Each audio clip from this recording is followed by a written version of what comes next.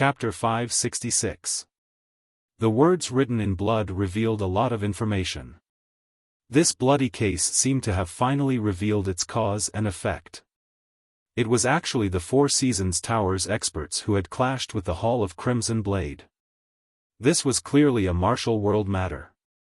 How did it involve the residence of Prince and even lead to such a bloody case? Even though the truth was revealed now, it still caused an uproar in the capital city. The question was obvious: how could there be so many assassins hidden in the fourth prince's residence?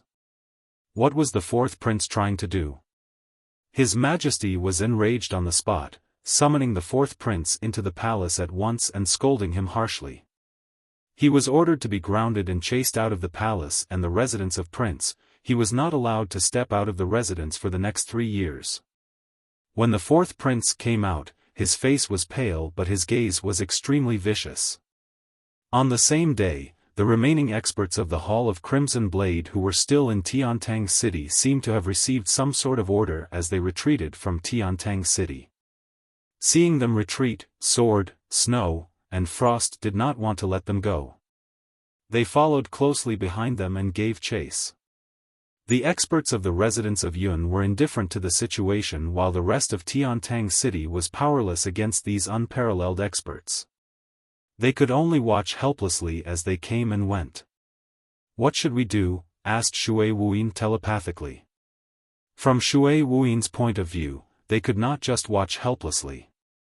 Once something like this became a routine, it would form a misconception that top-notch experts could do whatever they wanted in Yutong's capital, Tiantang City, and Yutong was powerless to stop them.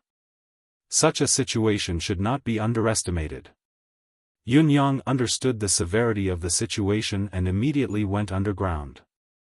In the secret chamber, Yun Yang told King Qingguang, "Our chance is here." King Qingguang perked up. "What chance?" "The situation has changed. The Four Seasons Tower's 3 venerable lords are going against the Hall of Crimson Blade." Yun Yang's gaze was glinting. "The 3 venerable lords are going against the Hall of Crimson Blade in the name of the Four Seasons Tower. In other words, the Hall of Crimson Blade is facing the threat of annihilation, just like the concourse of the underworld." First Court King Qingguang frowned. "What do you mean?" "Regardless of the Hall of Crimson Blade's original intention for coming here, they are currently in a perilous situation. They could become the next concourse of the underworld at any time." Yun Yang said calmly, "At the very least, the Four Seasons Tower's experts within thousands of miles are still under the 3 venerable lords' command. Therefore, at least in the cognition of most people, this is already an inevitable reality. And at this time, I believe that an alliance is necessary." Yun Yang enunciated each word clearly. "Alliance?" King Qingguang was even more confused. "That's right, the alliance." Yun Yang nodded heavily. "Firstly, it can provide us with assistance. Secondly, it can provide us with an opportunity to infiltrate their internal affairs. We urgently need this information now." First Court King Qingguang nodded slowly, his eyes growing brighter. "Actually, I'm looking forward to pulling the Merciless Tower in as well. That would be the best." Yun Yang grinned. "This is a little difficult," First Court King Qingguang said with a frown. After a moment of contemplation, he said, "But it's not impossible."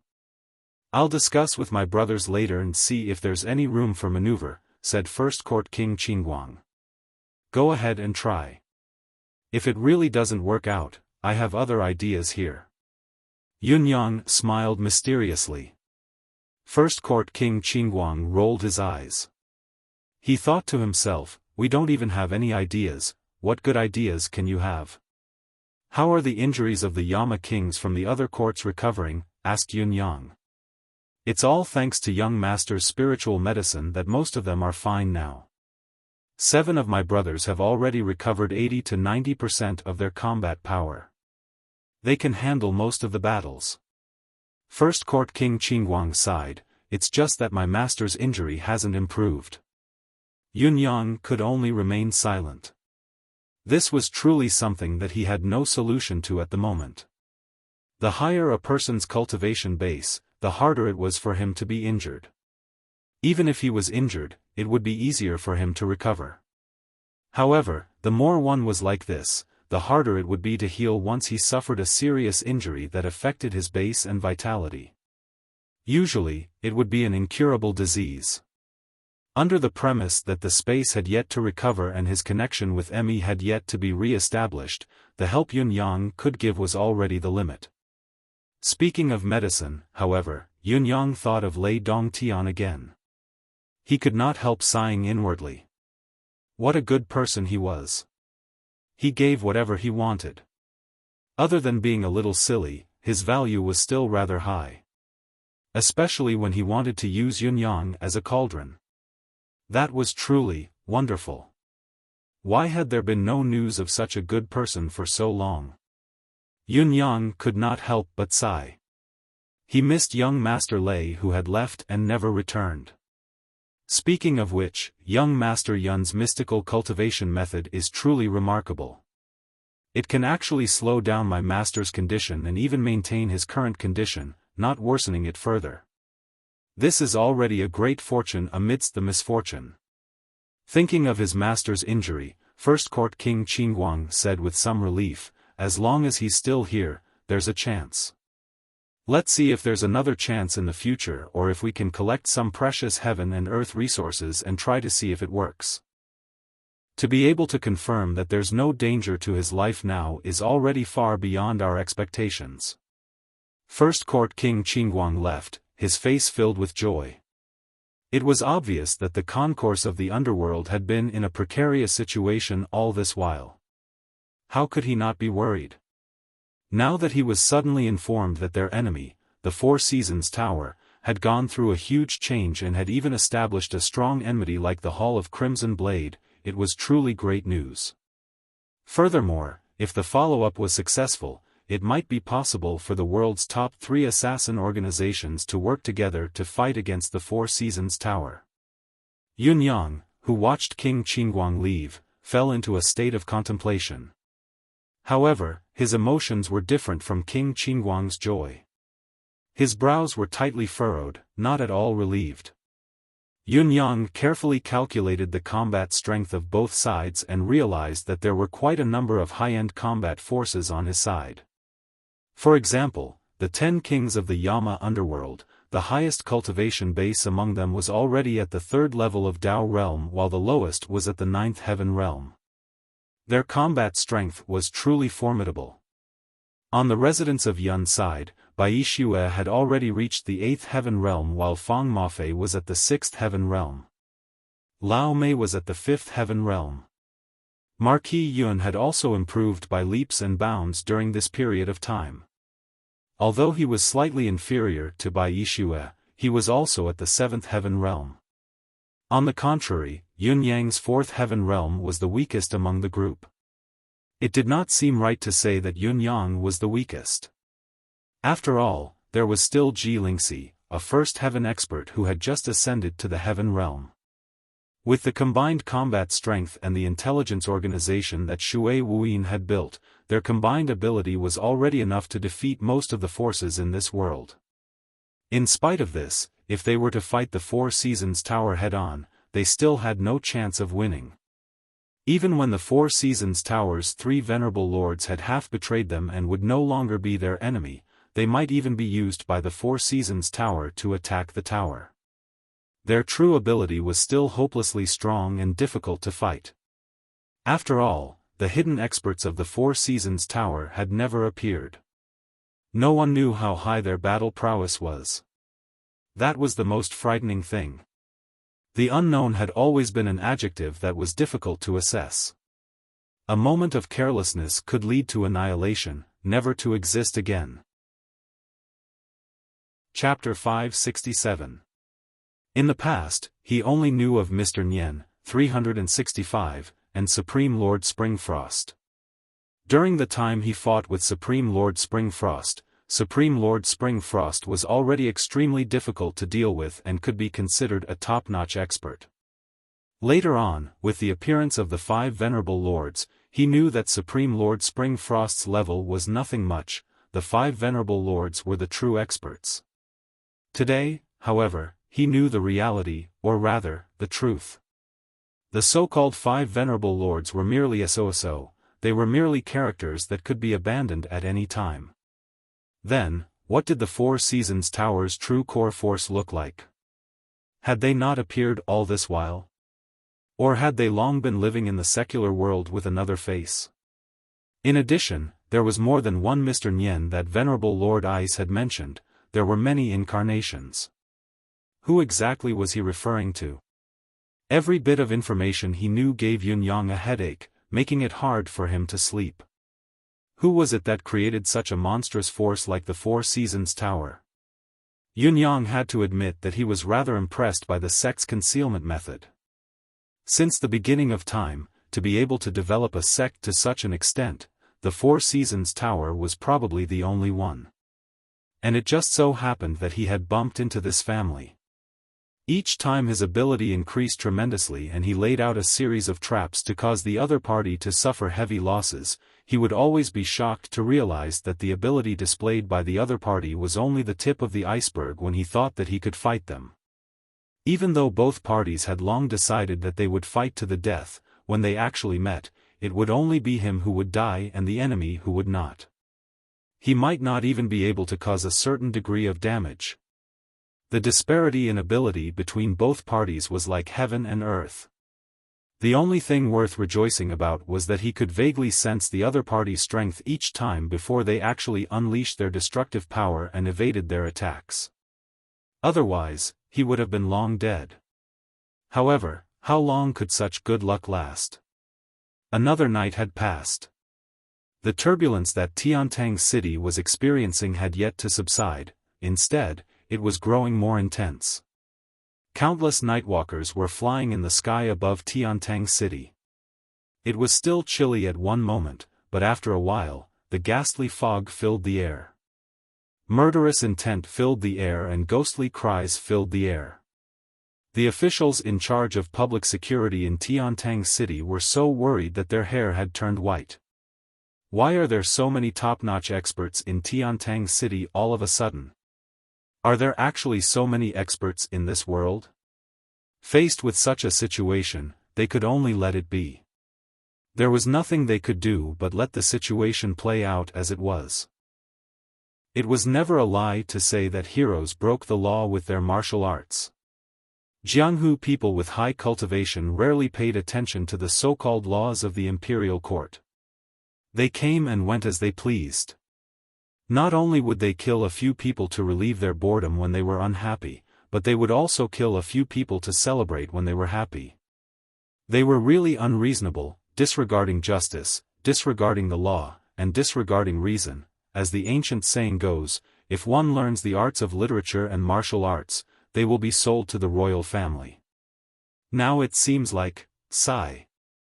It's said that many, many years ago, most martial artists were still proud to be able to be an official. The imperial court's official position was even more attractive to these people.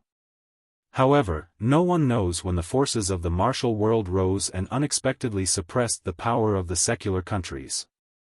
This caused these people to not only look up to the emperor, but also ignore justice and justice, only knowing how to commit crimes with their martial arts. The current situation is already the result of the great suppression and checks and balances of the emperors of the past. I really don't know when this phenomenon can be completely reversed. An official stood in his own yard, sighing to the sky. Sigh, it's no longer the era where the imperial power is supreme. The reason the martial world experts in the past complied with the imperial court was because they were still greedy for the riches and glory of the mortal realm. However, to these legendary figures, the so-called riches and pleasures of the flesh are no longer attractive to them. Because for them, those are things that are easily obtainable and can be gathered and scattered at any time. The only thing that can tempt them now, or rather, the only thing they care about, is the pride of standing alone at the top of the world, looking down on the world, and even personal longevity and eternal pride. The one who spoke was the official's wife. She held her husband's arm and said gently, the current situation is no longer something you can solve. It's just that this world is just too big, unless there comes a day when the world is unified once more, and the strongest person in the world uses all sorts of methods to suppress the forces of power in the world of martial artists to a point where they can't even breathe. Only then will they be able to restore order to everyone. Apart from that, the only thing we can do is to watch from the sidelines. The official sighed, feeling speechless for a long time. A gust of ghastly fog appeared out of nowhere and shrouded a secluded yard in an instant. There was no further commotion in the small yard due to the sudden change. It was still silent as if there was no one around. The ghastly fog swirled and a human silhouette quietly materialized. The silhouette spoke eerily, "A good friend has come to visit. I wonder if the person in charge of the Merciless Tower is here?" It turned out that this inconspicuous little yard was the Merciless Tower's base in Tiantang City. In the seemingly empty courtyard, a strange voice suddenly rang out, "So it is the concourse of the underworld's 10 great kings, King Chujiang, who has graced us with his presence. I wonder why King Chujiang has come here this time."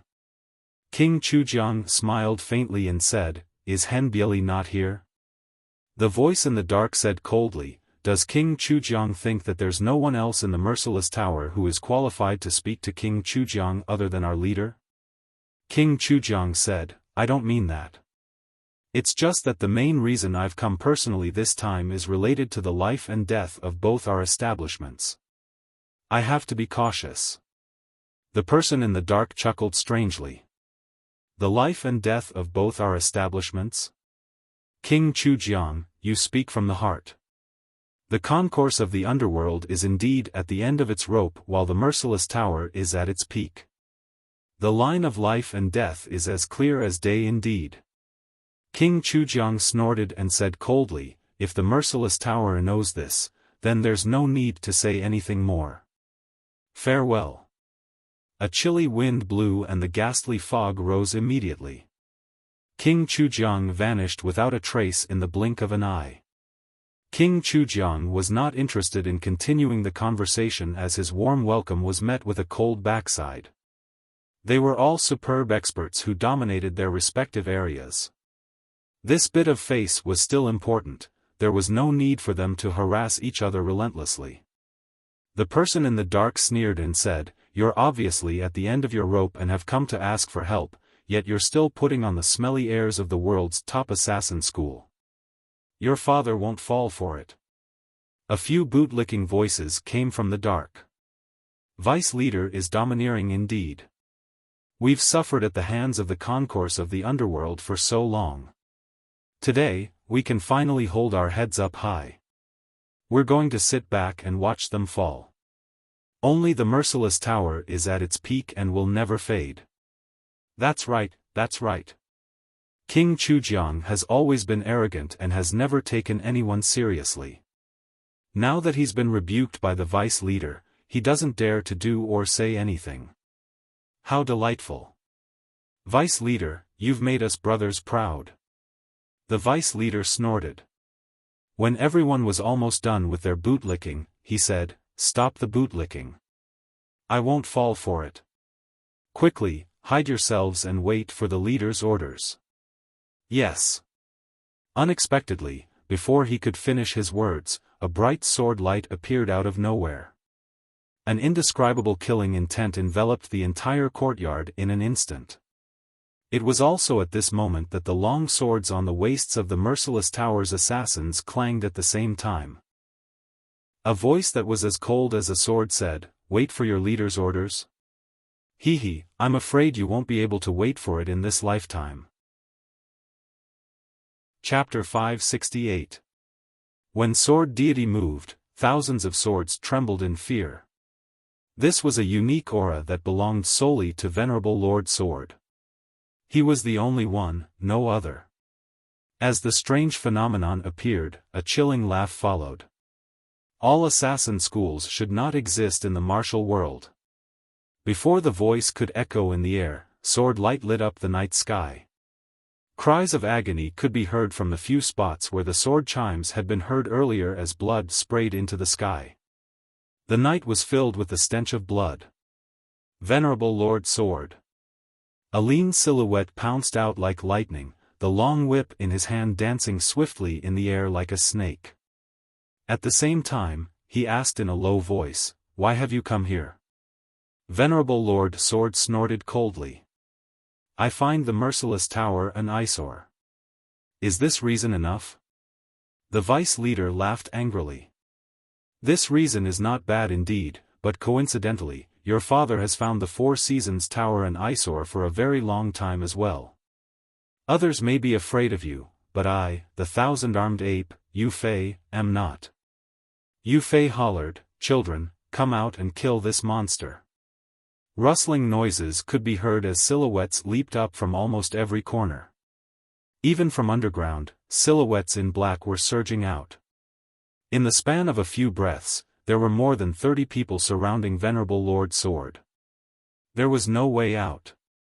Venerable Lord Sword did not budge, chuckling coldly as his sword light intensified. "Are all of you out? Very well, very well. Let's go to the underworld together, we won't be lonely." With another sneer, snowflakes fluttered and frost covered the ground. Venerable Lord Snow and Venerable Lord Frost appeared at the same time when Venerable Lord Sword's sword light intensified. One of them pushed from the left while the other from the right. As soon as they appeared and attacked, 7 to 8 people were sent flying with cries of agony. When they landed on the ground, they were already covered in frost and their bodies were stiff. It was obvious that they would not be able to survive. The three great supreme experts joined hands, unleashing a great massacre. Yu Fei was shocked, but he did not panic.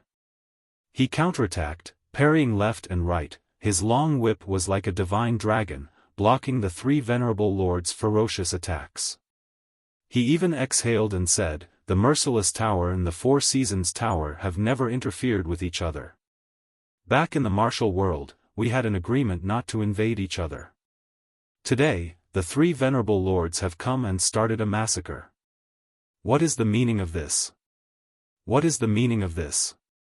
The Four Seasons Tower has to give us an explanation for this." In the beginning, he had been very firm with his words, but now he was asking for an explanation. Clearly, he already had the intention to retreat. Shua!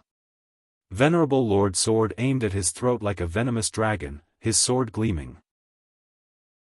Preaching and reasoning are meaningless to someone who is about to die.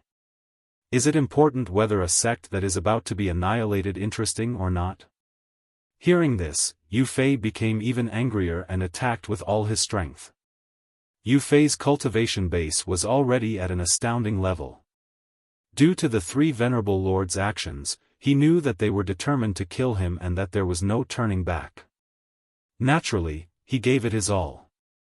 With the help of the remaining dozen assassins, he did not fall into a disadvantageous position against the three venerable lords' all-out attack. In spite of this, the three venerable lords' combined abilities were still at an advantage. In addition, they were well coordinated, their silhouettes crisscrossed, moving back and forth. Each time they moved, at least one assassin from the Merciless Tower would fall. Yu Fei bellowed, trying his best to save them. However, he was only one person. Even though his cultivation base was slightly higher than the three venerable lords, he could not stop all three of them at the same time. As the battle went on, the Merciless Tower's men were dying more and more. The situation was getting more and more disadvantageous. Yu Fei came to a realization. If his subordinates were all dead and these three men were still determined to besiege him, he might even be in danger of dying in this battle. With that thought, Yu Fei let out a loud roar. His face suddenly turned red, and a greenish-red gas suddenly emerged from his body. The long whip in his hand danced rapidly like a violent storm. It was obvious that he was using the limit of his cultivation to forcefully stop the three venerable ones, trapping them within the shadow of the whip. Then, he suddenly roared, "Retreat!" Almost at the same time, there was a soft bang, and several smoke bombs exploded at the same time. The entire courtyard was immediately plunged into an atmosphere where one couldn't even see their own fingers. Swoosh, swoosh, swoosh, the dozen or so assassins of the merciless tower who were lucky enough to survive reacted quickly. They dashed up the yard wall and disappeared in a flash. Another long howl was heard as a series of collisions of chi came from the thick fog. A silhouette flashed and Yu Fei's slender body had also dashed up the yard wall. He hollered coldly, "The mountains will never change, and the rivers will always flow. The merciless tower will definitely return the favor that the venerable lords of sword, snow, and frost have bestowed upon us today. Until we meet again." The three venerable lords dashed out of the thick fog only to see Yu Fei's body shoot backward from the top of the wall. Like a rainbow, he swayed in the air for a moment before disappearing. "Humph, if he escaped here, there's still the other side." The three of them were not discouraged nor did they tarry. Wiping away their sweat, they left in a flash. As the vice leader of the merciless tower, Yu Fei's cultivation base was so powerful that it exceeded the three venerable lords' expectations. The three of them had joined forces and yet they could not defeat him. This was the first time they had encountered something like this. All three of them were vaguely worried, what would happen to the merciless tower's leader, Henbieli's cultivation base? Despite their worries, they still had to kill those who needed to be killed. Tonight, he would not hold back at all. After this night, after the Hall of Crimson Blade, the merciless tower's assassins who had come to Tiantang City were also mercilessly purged by the Four Seasons Tower. There were a total of 4 strongholds, and all of them were slaughtered. Similarly, no one was left alive, and not even the chickens and dogs were spared. The merciless tower had more than 4 strongholds in Tiantang City. However, when the three of them rushed to the other strongholds, they were already empty. Assassins were the most vigilant, constantly paying attention to their surroundings and their own safety. The fact that the three venerable lords could succeed 4 times was already due to the suddenness of the incident, catching the merciless tower off guard. Knowing that the other party intended to kill them all, how could they not order their men to retreat? If the merciless tower did not even have such a countermeasure, it would be a waste of its reputation as one of the top assassin organizations in the world. Regardless of whether the merciless tower's response was timely or not, the merciless tower had still lost more than 100 men despite only 4 strongholds being destroyed. This was a devastating number for the merciless tower. After a night, the three venerable lords did not stop their actions. They hastily gathered the Four Seasons Tower's men in Tiantang City. None of the Four Seasons Tower's men were simple. They knew that the three venerable lords had suddenly attacked the 2 top assassin organizations in Tiantang City, but they did not know the reason, so they did not act rashly. Now that they were summoned by the 3 venerable lords, they knew that Venerable Lord Ice had fallen in the hands of the Hall of Crimson Blade's leader, and that the many twists and turns of the incident were closely related to the merciless tower and the concourse of the underworld. "We vow to avenge Venerable Lord Ice." However, just as the Four Seasons Tower's men gathered and were about to carry out the next step of the massacre, a startling firework suddenly appeared in the sky above Tiantang City. It was a blood-red rocket with the word "kill" written on it. It exploded in the sky of Tiantang City with a shrill whistle. The blood-red "kill" word hung in the air, strangely, for almost 2 hours. In addition, the blood-red word continued to enlarge and rise within these 2 hours.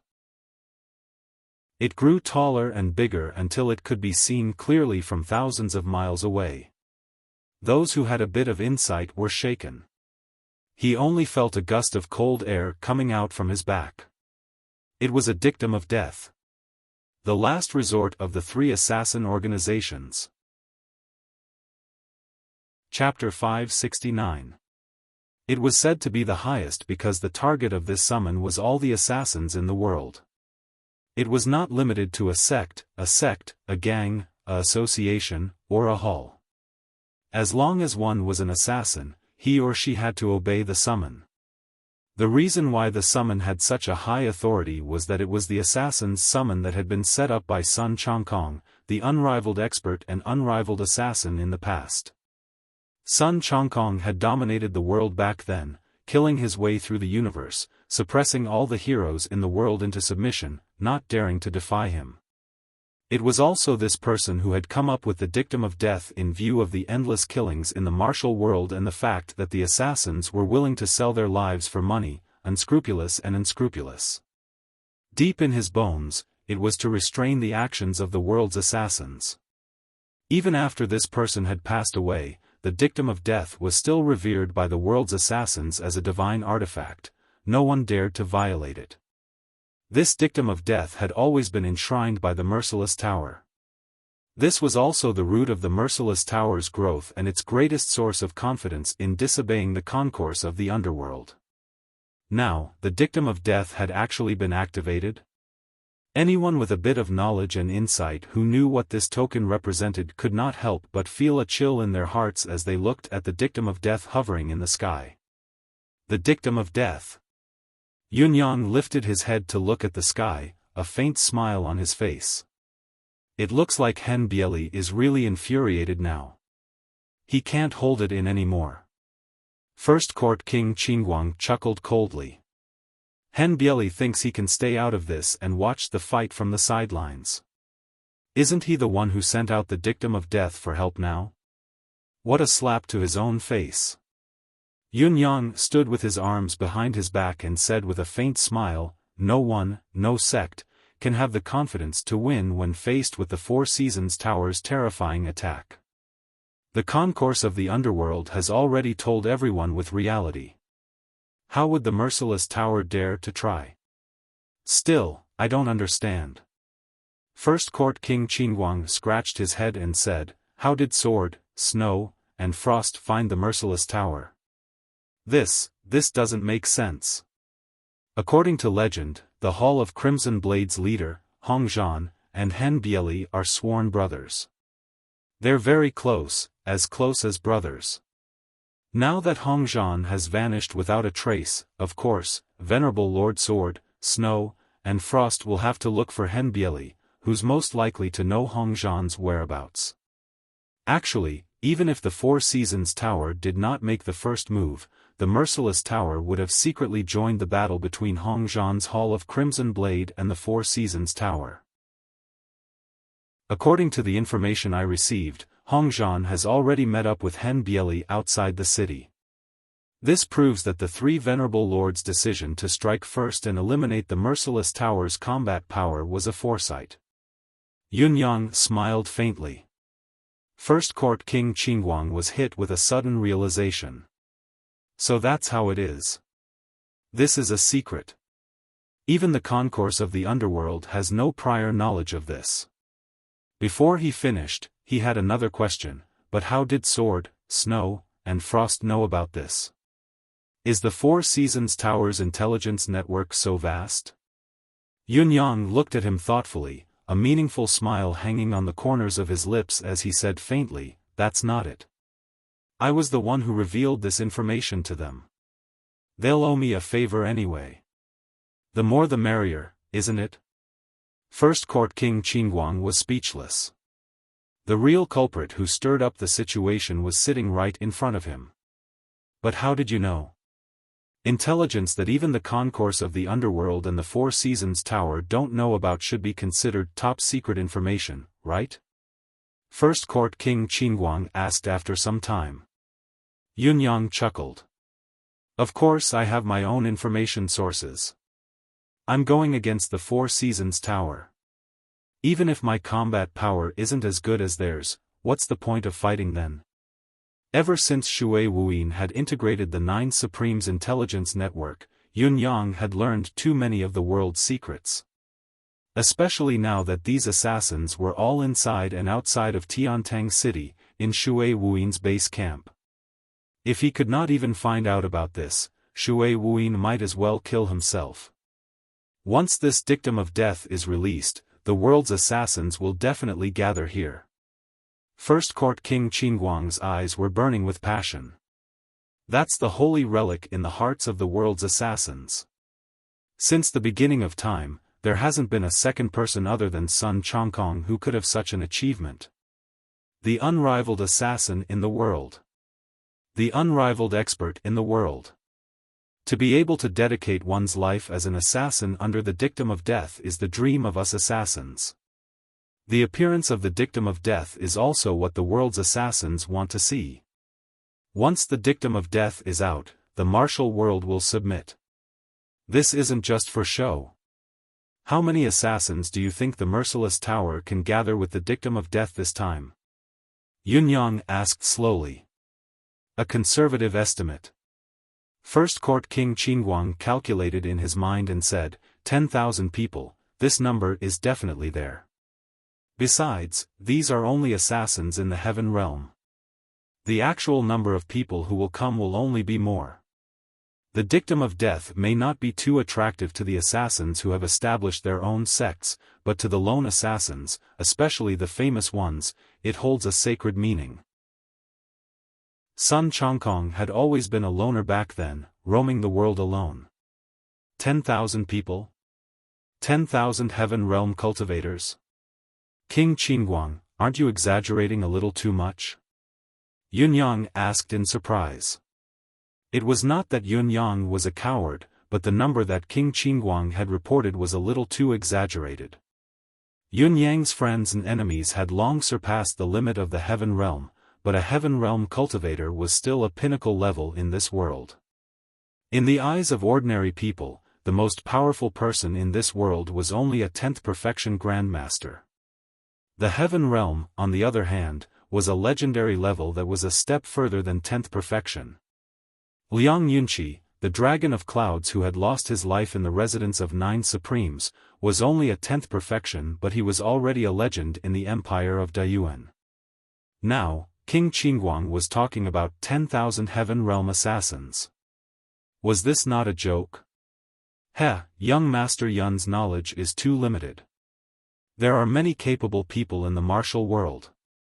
The more famous one is, the more capable he is. The number of expert assassins scattered in the martial world is even more uncountable. Once this dictum of death is announced, it will sweep through the martial world like a hurricane. As long as there's enough time, even those assassins who are far away in the snowy plains, endless deserts, and endless oceans will rush over. This is the power of the dictum of death, or rather, its beauty. The 10,000 I mentioned is really the most conservative estimate. It's also limited to the number of people who can be gathered within 7 days. As for how many can be gathered after a longer period of time, it's impossible to estimate. 10,000 heaven realm assassins was only a conservative estimate. The final number of people who would be gathered could not be estimated. Yunyang was shocked once more, but he was immediately overjoyed. This was good news. If all these people were to go against the Four Seasons Tower, TSK, just thinking about it made him excited. Then, the Four Seasons Tower's strength in Tiantang City is insufficient. It's far from enough, Yunyang said quietly. That's right. As long as these assassins can contribute once, the Four Seasons Tower's current manpower won't be able to withstand a single blow. First Court King Qingguang said rather delightedly, not to mention that there are many nameless mysterious assassins in the martial world whose cultivation base is terrifyingly high. Any one of them would be enough to wipe out Venerable Lord Sword, Snow, and Frost. Yunyang thought about it quietly and said, that won't do either. The imbalance of strength between both sides is detrimental to the subsequent plans. Also, it's far from the point where the Hall of Crimson Blade and the Merciless Tower are at their wits' end. Why would the Merciless Tower's Hen Bieli release the dictum of death at this time? I'm afraid there's more to it than meets the eye. Yunyang looked at First Court King Qingguang. First Court King Qingguang chuckled humorlessly. There's more to it than meets the eye. The concourse of the underworld is now crippled. I guess Hen Bieli has long thought of using the dictum of death to command the world's assassins. He's probably waiting for the right time. Once the time is ripe and the dictum of death is released, as long as 1/10 of the assassins who hear the news join the Merciless Tower, the Merciless Tower will be the top assassin sect of all time. Besides, there's no need to worry about the concourse of the underworld suppression now. Now that the Four Seasons Tower has struck, it's considered as giving Hen Bieli a more unique excuse. I see. I didn't expect there to be such a deeper meaning to this. Yunyang frowned and said, I'm going out for a while. First Court King Qingguang asked sensitively, You're going to look for sword, snow, and frost? Yunyang replied, Of course, it won't do if we're annihilated so easily. The enemy of my enemy isn't necessarily my friend. It could be an accomplice or a troublemaker. Tipping off the enemy is still the least of my loyalty as a martial world person. Yunyang said with a righteous expression. Yunyang left, amidst King Qingguang's pained expression. Chapter 570. Venerable Lord Sword and the others were in a large mansion, their faces solemn. The moment the dictum of death appeared, the pressure on the three of them was equally great. The dictum of death can basically prove that Yunyang's words are true.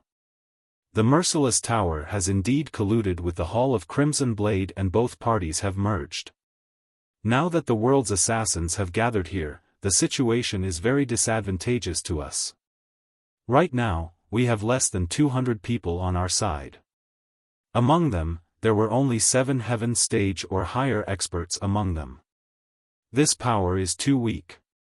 The disparity between the strong and the weak is too great to be compared.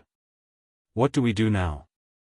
Both venerable lords looked at Venerable Lord Snow, who was pacing back and forth in deep thought. Venerable Lord Snow frowned, deep in thought. What should he do? This is a problem. At this moment, an elegant voice was heard. Are the 3 venerable ones here? Yunyang. Yunyang had actually come at this time. Young Master Yun, please come in. Venerable Lord Snow's eyes brightened. To the 3 of them, Yunyang's cultivation base was already impressive. What was more commendable was his resourcefulness and his ability to adapt at will. He could be considered superhuman. The 3 of them were naturally fearless when they fought in the martial world, but they could hardly come up with a countermeasure in the face of such a chaotic situation. Having Yunyang's help in brainstorming was, of course, the best scenario. The wind blew. Yunyang, dressed in purple, had already arrived at the courtyard and was walking slowly towards the room. Young Master Yun has come at the right time. Venerable Lord Snow frowned with a sullen expression. The current situation, Yunyang sucked in a breath and said, I'm here for this. Venerable Lord Frost said, I would like to hear your opinion. This time, even Venerable Lord Sword had lifted his head, looking at Yunyang's face expectantly. It was evident that the 3 venerable ones were at a loss for what to do. It was true that the 3 of them wanted to avenge Venerable Lord Ice, and it was also true that they did not care about their own lives. However, the situation had changed with the dictum of death.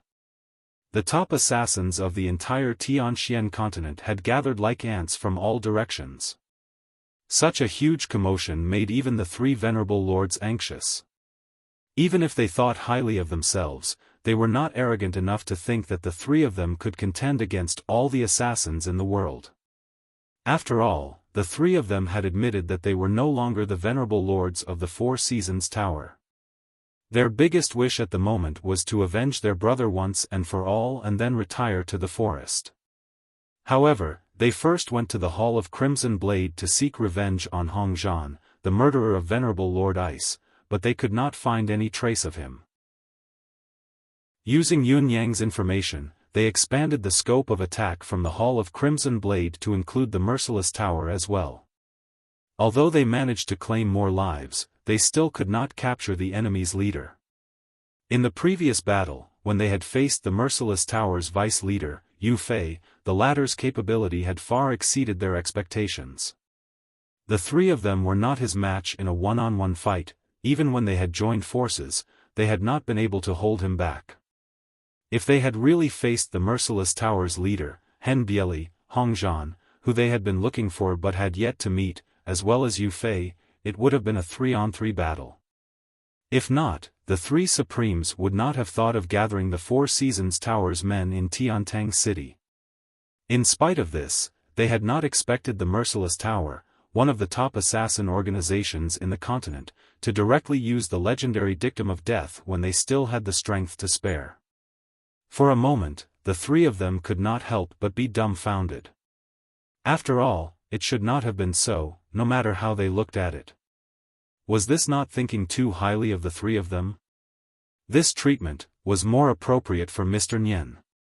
Against them, there was no need to use a sledgehammer to kill a chicken. With Yun Yang's arrival, the three of them suddenly felt like they had a pillar of support. It was a marvelous feeling. I believe the three of you are aware of the current situation. Not only is the situation complicated, it is extremely disadvantageous to the three of you. Even if the three of you have the Four Seasons Tower as your backup and have a lot of capital, the situation is still difficult. Yun Yang said, "We've known each other for a while, there's some kinship between us, especially since the current situation was caused by my message after all, so," Venerable Lord Sword said rather impatiently, "stop beating around the bush. Just tell us what to do." Yun Yang chuckled and said unhurriedly, "There must be a way. Instead, it depends on what the three Venerable Lords think." Venerable Lord Snow said calmly, "May I ask what young Master Yun means? I have 3 solutions for the three of you to choose from." Yun Yang said in a low voice. The three of them brightened when they heard him. The three of them could not come up with a single solution after thinking for a long time, but the other party had come up with 3 solutions? Sure enough, he had a good brain. Was the gap between people really that big? "We'd like to hear the details," the three of them said in unison. "The best solution, which is also the best way to deal with the current situation, is to leave." Yun Yang said seriously, "Actually, I don't quite understand what has happened to all of you. After all, the way the three of you have dealt with this time is very different from how the Four Seasons Tower has done things in the past." The three of them nodded, their expressions dark. Yun Yang was the one who had witnessed the 4 venerable lords going up against Lei Dongtian and his servant, as well as Mr. Nian stepping in and forcefully taking care of the opponent. He knew the Four Seasons Tower's foundation and strength very well. His own cultivation base and knowledge were extraordinary as well. It was reasonable for him to come to such a conclusion based on the current clues. Although all of you didn't manage to kill Hongzhan on the spot, many of the Hall of Crimson Blade's men have died in the hands of the three of you. From a certain perspective, it can be said that you've avenged Venerable Lord Ice. I believe he can rest in peace in the netherworld." Yun Yang said earnestly, "In my opinion, no matter how powerful the Four Seasons Tower is and how deep its foundation is, there must be a limit. Can it really support the three of you without any limit? If the three of you continue to be entangled like this, it might very well incite the dissatisfaction of the Four Seasons Tower's higher-ups. When that time comes, it might be very disadvantageous for all of you. After all, you've offended one of the top assassin forces in the continent this time. Now that we've achieved a certain level of our goal, why don't we temporarily put aside the established plan and retreat in one piece to preserve ourselves? We'll wait for a better opportunity in the future before we act. This is the best solution." As Yun Yang spoke, the trio's expressions grew increasingly grim. By the time Yun Yang had finished speaking, the trio's faces were as dark as the bottom of a pot. Their gazes towards Yun Yang were filled with hostility. They were all prepared to go all out, but the best solution you suggested was to pour cold water on them? Run away? If we were to run away just like that, would we still need you to come up with any ideas? Even if what you said was very reasonable and the Four Seasons Tower would no longer provide us with their past support, so what? The three of us would still continue to avenge our brothers, we would not rest until we were dead. Absolutely not. Venerable Lord Snow's expression was grim. Our brother's bones have yet to turn cold, and we have yet to exact our revenge. How can we leave just like that? Even if all three of us die here, we won't leave just like that. Yunyang sighed and said, since the three of you are so determined, let us talk about the second solution. Actually, the second solution is even simpler than the best solution. It's to defend and wait for reinforcements. Venerable Lord Snow said, defend and wait for reinforcements? What reinforcements? Yunyang was stunned. What reinforcements can there be? Of course, it's the Four Seasons Tower's reinforcements. In fact, the current situation is similar to the day when the few of you faced my friend, Lei Dongtian. It's just that one is faster than the other. Right now, no matter how amazing the effect of the dictum of death is, there will still be a few days before the world's top assassins gather. I believe the Four Seasons Tower's reinforcements will be able to arrive in time. I still remember the glimpse that day. Although I still have lingering fears, it was truly brilliant and unique in this world. Chapter 571. Was there anything wrong with Yunyang's plan? From his standpoint, his perspective, and his train of thought, there was nothing wrong at all. The main cause of the situation that day was the death of Venerable Lord Saber. The four Venerable Lords had gone after Lei Dongtian together, but they were restrained by the latter's unique skill. In the end, it was Mr. Nian who appeared and overpowered the enemy. Today, the main cause was the death of a Venerable Lord and the arrest of 3 Venerable Lords. Everything was the same as before.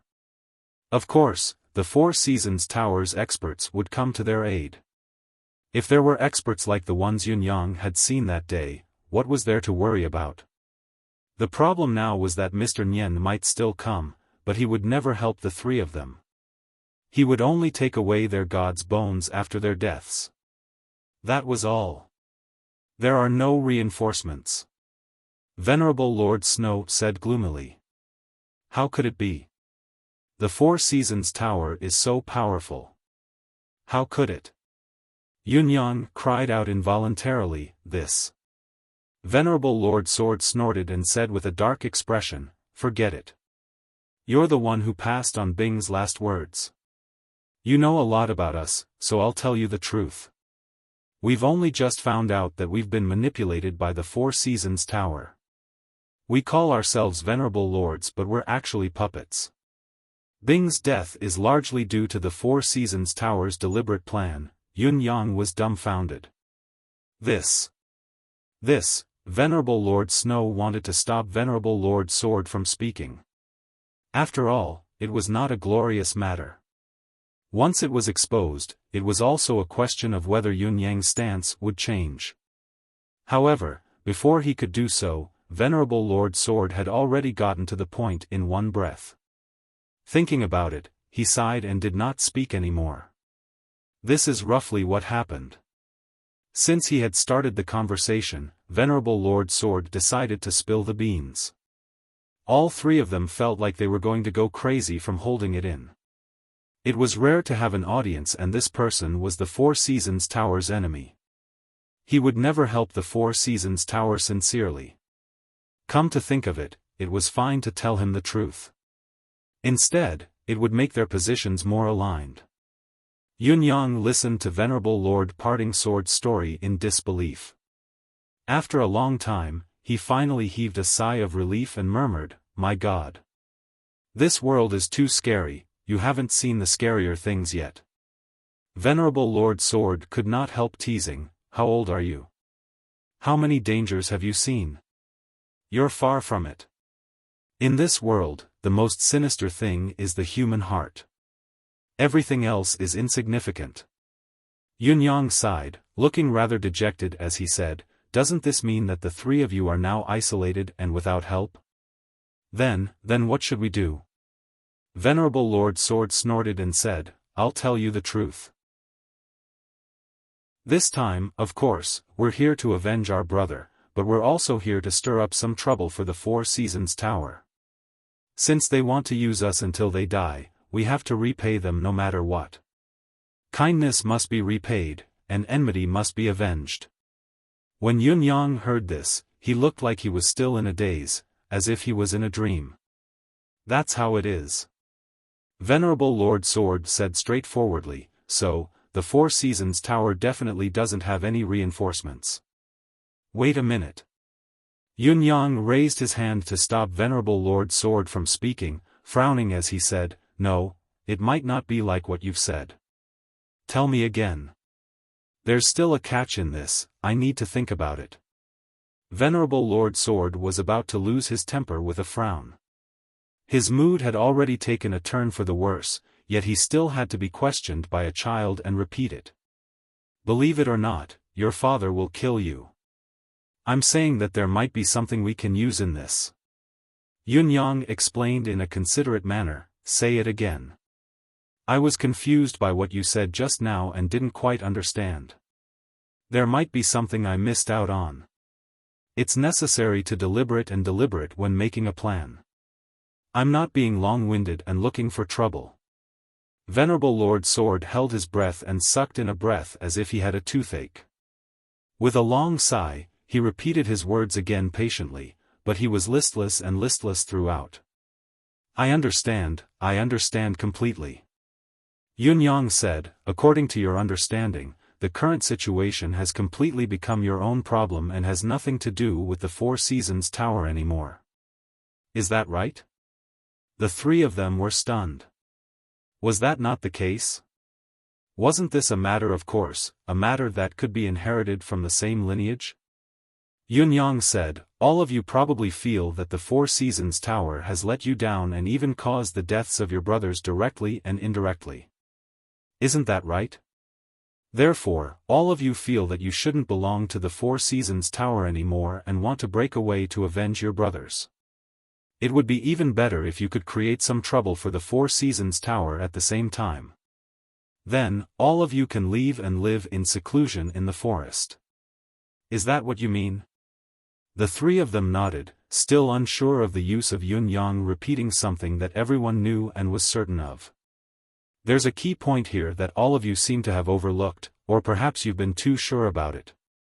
The current situation is that all of you don't see yourselves as the Four Seasons Tower's men, but the Four Seasons Tower hasn't treated you as outsiders." The three of them were stunned by Yunyang's words. "Why do you think that the Four Seasons Tower's men won't help you and will only find trouble with you? How is that possible?" Yunyang glared at them and said, "Does the entire world, including the Four Seasons Tower's Mr. Nian, know that all of you are now puppets? They seem to only know that all of you are still loyal high-ranking members of the Four Seasons Tower. Isn't that right? Then, when you encounter a crisis that you can't handle, it's only natural that you seek help from the Four Seasons Tower. Actually, the current situation is no different from the battle with Lei Dongtian that day. It's really just a difference of speed and slowness. Therefore, it's only right that all of you seek help from the Four Seasons Tower's headquarters. What's more, if you don't ask for help and continue to fight on your own, not only will it make you look guilty, it'll also make you think that you're disloyal. The Four Seasons Tower will send someone to kill you and retrieve God's bone, just based on your current predicament. However, all of you have asked for help so boldly. I think the Four Seasons Tower won't leave you be and will definitely send experts to support you. Do you think that I'm wrong?" When the three of them heard this, their eyes lit up in unison, and for a time, they were completely enlightened. Therefore, whether it's for self-preservation or for revenge, it's necessary to seek help. It's imperative. There will definitely be a response. Yunyang said patiently, "As for the reason for your conflict with the two top assassin organizations, it's very simple and normal. Venerable Lord Ice has been killed and you seek revenge out of anger. It's the same reason you sought Lei Dongtian that day. Is there a problem? Before Venerable Lord Ice died, all of you have never seen Venerable Lord Ice. This isn't hard to prove, is it? The biggest problem right now, or rather, the key problem, is that the Four Seasons Tower doesn't know that all of you already know something that you shouldn't know. With this as the premise, what can't you do? In fact, whether it's you or the Four Seasons Tower, there's another reason that must not be left out: to retrieve Ice God's bone. The only difference is that all of you are here to retrieve your brother's remains, while the Four Seasons Tower will never allow God's bone to fall into the hands of other forces. Am I right? Yunyang spread his arms. As long as the Four Seasons Tower doesn't know that Ice God's bone is in your hands, this plan is flawless.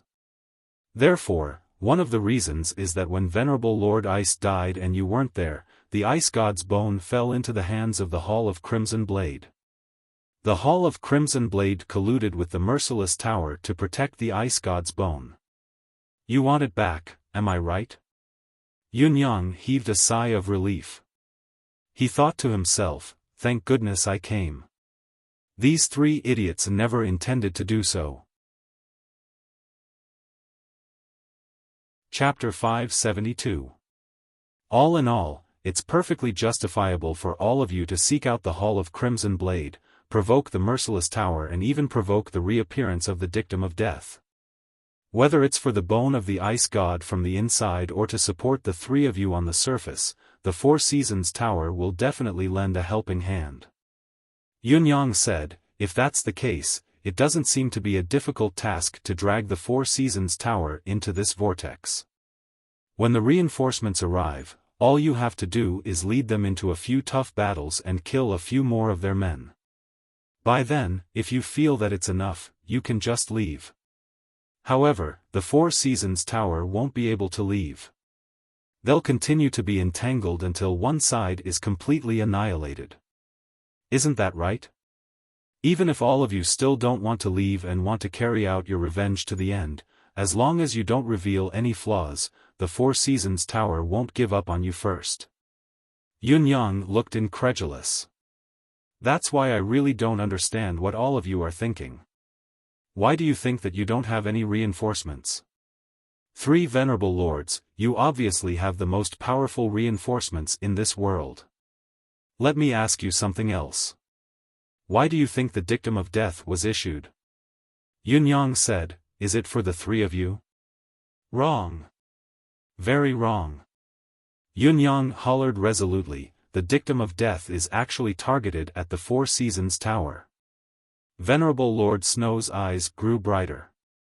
Exchanging glances with Venerable Lord Sword and Venerable Lord Frost, they looked enlightened and enlightened. That's right. We don't see ourselves as the Four Seasons Tower's men.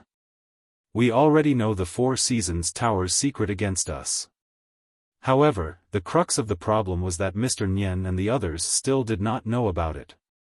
Just like what Yunyang had said, the current situation was a replica of the battle against Lei Dongtian. Brilliant. Venerable Lord Snow stroked his chin. That's right. Venerable Lord Sword's eyes glinted as his aura regained its vigor, no longer as dispirited as before. Resourceful and resourceful indeed. Venerable Lord Frost looked at Yunyang with delight. Obviously, the three of them had already thought of what to do next and how to proceed. Now that we're done with the two strategies, let's talk about the last resort. This last resort isn't much. Before Yunyang could finish his sentence, he was interrupted by Venerable Lord Snow. There's no need to talk about the last resort. Let's use this middle resort. This middle resort is already the best strategy to deal with the current situation. Yunyang sweated. Listen to me first, this is a bad plan, you don't know how to use it anyway. What's the point of saying this? The more you waste, the more time we'll waste. Venerable Lord Sword said as if it was a matter of fact, it's decided then. Yunyang fell silent at once. You guys are really swift and decisive. Since the three of you have made your decision, I won't say anything unnecessary. However, I still have to remind you. Yunyang said, when the reinforcements arrive, you must pay attention to your own emotions, expressions, and other aspects. Maintain control and ensure that you don't reveal any flaws. Otherwise, the three of you will really be finished. Venerable Lord Snow was displeased and said, "How many years have we been in the martial world? Don't tell me that we don't even understand this." Yunyang nodded with a smile on his face, but in his heart, he thought, "I'm really afraid that the three of you don't know. There's no time to lose. I'll contact the tower immediately." Venerable Lord Snow stood up abruptly. "The other party has already sent out the dictum of death.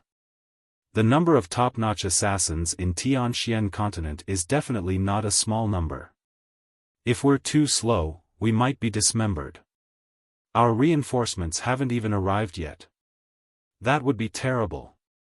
Yunyang agreed. "That's right, this matter should be done sooner rather than later. Let's do it then." Venerable Lord Frost looked at Yunyang with squinted eyes, a faint smile on his face. "Young Master Yun, you're indeed Yutong's most loyal official. You've really gone through a lot of trouble and resorted to all means just to cause some trouble for the Four Seasons Tower." Yunyang was displeased and said, "What are you saying, Venerable Lord Frost? Firstly, I'm doing you a favor. Secondly, the Four Seasons Tower and the Empire of Yutong have an irreconcilable grudge. Shouldn't I be looking for trouble for them? Isn't it appropriate?" Of course. It's extremely appropriate." Venerable Lord Frost chuckled bitterly.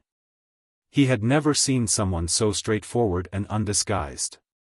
"Please, don't expose me," Yunyang exhorted. "I've done all I can for all of you.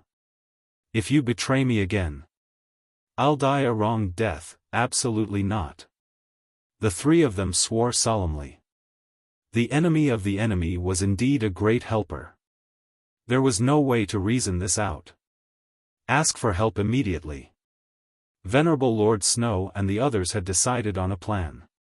They would execute it immediately, just in case. The preparations were complete. Yunyang left directly, feeling relaxed and at ease. It was a feeling of comfort that he had never felt during this period of time. However, on the way back, Yunyang had completely let go of this matter and turned his attention to other matters. As long as the three venerable lords did not make any mistakes, it was a foregone conclusion that the Four Seasons Tower would be plunged into an unprecedented challenge by the world's assassins. With Mr. Nian's high opinion of himself and the Four Seasons Tower's reputation, they would never give up on the three venerable lords and avoid this battle. Yunyang believed that a good show would unfold for quite some time. It was foreseeable that both sides would suffer a great loss in strength, which was what Yunyang was more than happy to see. The combat power gathered by both sides was far beyond what Yunyang could handle. Any slight contact would cause severe damage. Therefore, it was already the most he could do to facilitate this situation. The rest had to stay out of it as much as possible and reap the spoils from the sidelines. Therefore, other things that should have been done a long time ago could be put on the agenda. His father's vengeance was still unresolved. Ever since the despicable Ouyang Shaoxi left Zilong City, there had been no trace of him. Shui Wuyin was almost driven to death by Yunyang, but even with the Nine Supreme's current intelligence network, there was still no news. It was as if this person had vanished from this world. The appearance of the dictum of death this time might be a great opportunity to find this bastard. Ouyang Shaoxi was a top-notch assassin who was as famous as my father back then. Maybe he'll be here for the meeting too. Murderous intent flashed in Yunyang's eyes. If one were to talk about who Yunyang hated the most at the moment, Mr. Nian would still be at the top of the list, but the person who ranked second was Ouyang Shaoxi. Father Dugu's vengeance was Yunyang's biggest worry at the moment. Pay full attention to Ouyang Shaoxi's whereabouts. Yunyang sent out the message. Shui Wuyin, who received the message, looked pale. He had never relaxed. Who would dare to let their guard down when you urged them 8 times a day? However, the problem was, they really could not find him. In front of the residence of Yunyang, who was preoccupied, had just walked through the door when he saw a slender silhouette flashing from under the flowering tree like a frightened rabbit, quietly entering the west room. It was Ji Lingxi. Yunyang heaved a long sigh in his heart. In the past few days, not only had Yunyang been searching for Yu Rolan's whereabouts, Ji Lingxi had also been searching for Yu Rolan's whereabouts, but her efforts had been futile. Hence, whenever Yunyang came back from outside, Ji Lingxi would stand there and stare at him, her eyes filled with anticipation.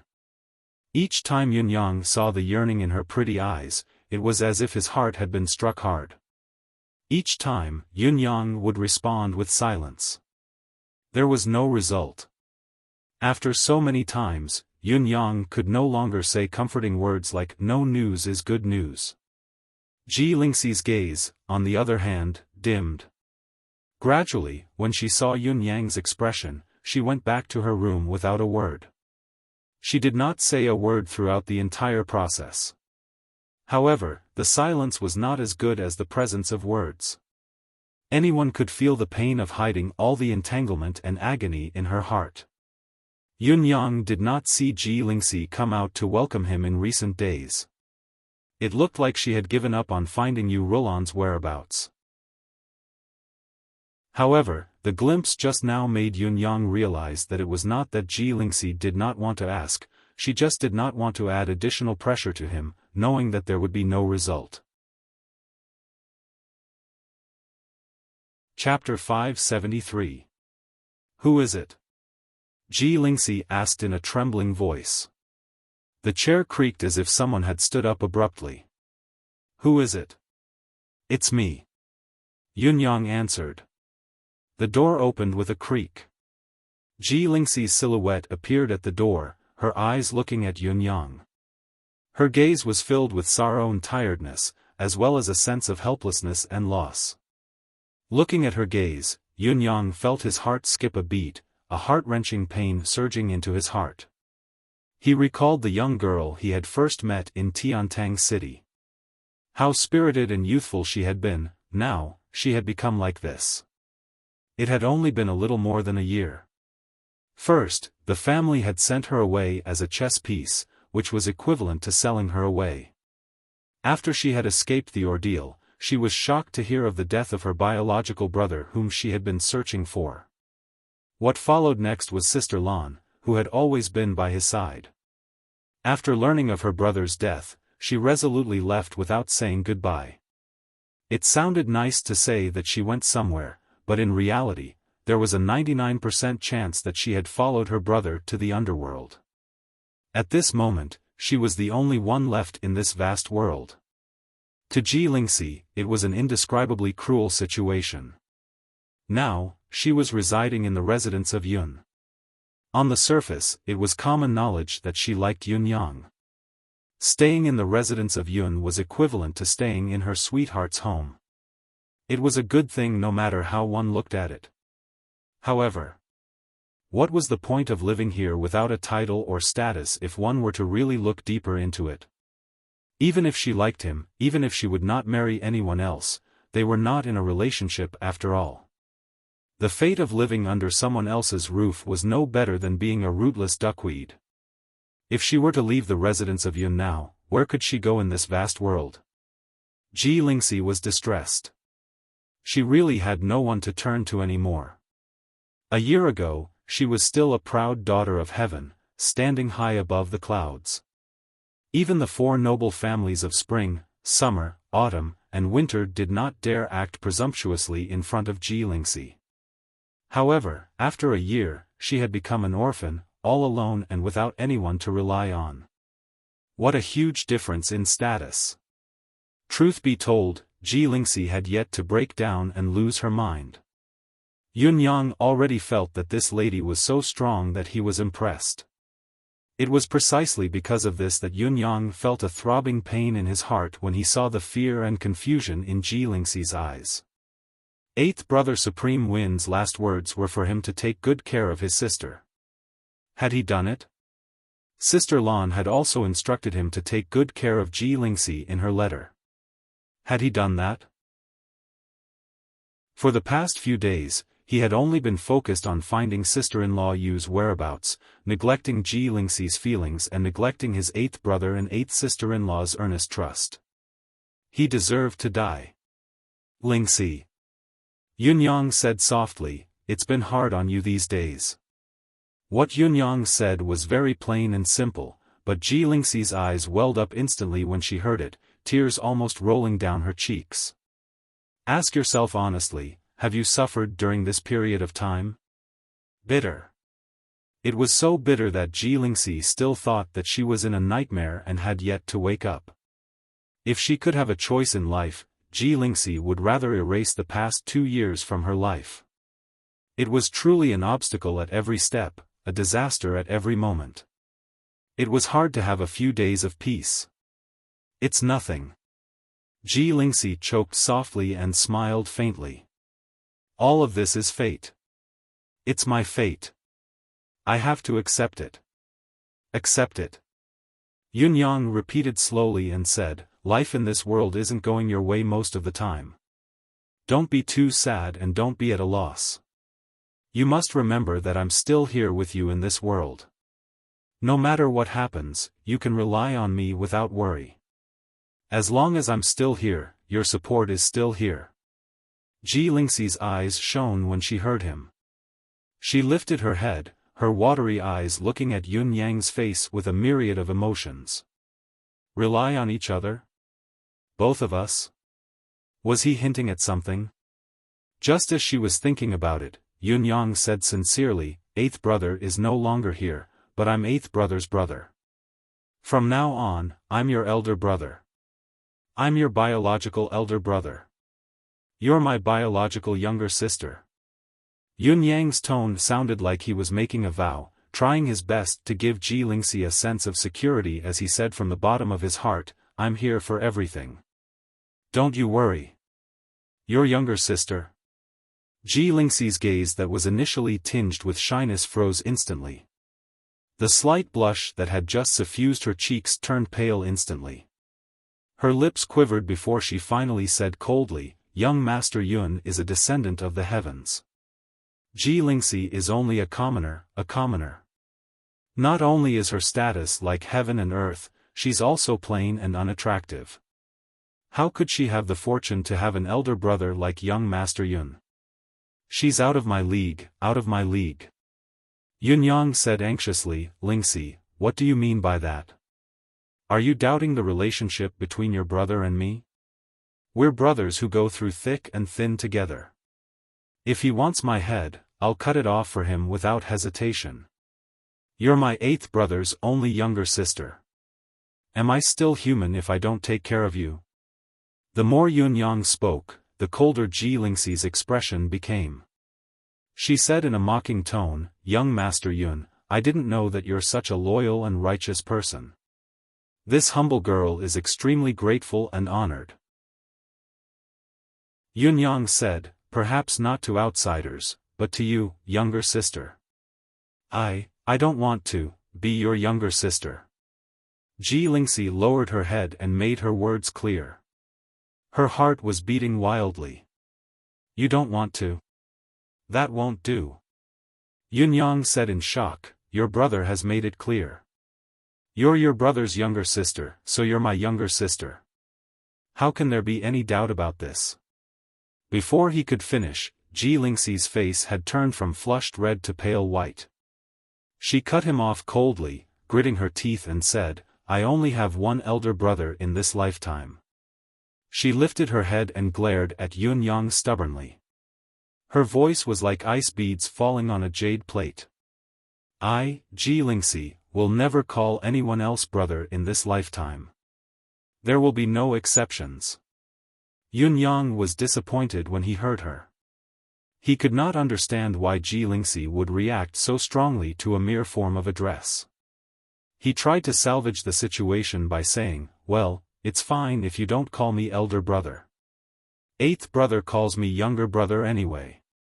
If you don't want to call me elder brother, you can call me younger brother, that's fine too." Ji Lingxi was utterly enraged. She stood up and said angrily, "Are you done?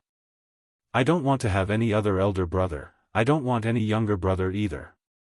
What elder brother or younger brother? Go to hell. She was so enraged that her voice was uncontrollably shrill and her words were unusually jumbled. Yun Yang was even more flustered and confused, not knowing how he had angered her. He asked blankly, then what do you plan to call me? He thought to himself, I can't even call you uncle or sir. That's a difference in seniority. Even if you really did call me that, I wouldn't dare agree to it. Otherwise, eighth brother will definitely teach me a lesson when I see him. Taking advantage of you is the same as taking advantage of eighth brother. Do you think it's so easy to take advantage of eighth brother? It had to be said that a certain person's IQ and EQ were truly frightening. He was even more ignorant than Xiao Bai. If Ji Lingfeng was really here at this moment, he definitely wouldn't argue with a certain person. He would just leave the north and the south and beat up that bastard. What do I want to call you? Is there even a need to ask? Ji Lingxi hollered in a low, flustered voice when she heard his lame question, call you a blockhead. Call you a dummy, alright? Is that alright? Ah. Yun Yang sighed and said humbly, that works too. Up to you, as long as you're happy. I'll respond to whatever you call me. Who asked you to be my younger sister? If I don't dote on you, who will? His heart was filled with helplessness, thinking that eighth brother's younger sister had a strange temper. She was still fine just a moment ago, but she had suddenly turned hostile. All right, do as you please. I won't argue with you. Younger sister. Why can't you let go of your younger sister? Ji Lingxi's breath was stuck in her chest. For a moment, she felt like she was seeing stars. The feeling of being tongue-tied and about to pass out surged over her, pushing her to the brink of breaking down. How could there be such a blockhead in this world? Nothing is too strange in this world. How could I have met him and taken a liking to him? How dare he call himself the Nine Supremes' think tank with such a brain? Ji Lingxi said hatefully, I've confirmed one thing today.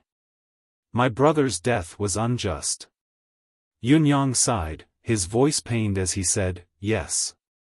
Now that I think about it, it was indeed unjust.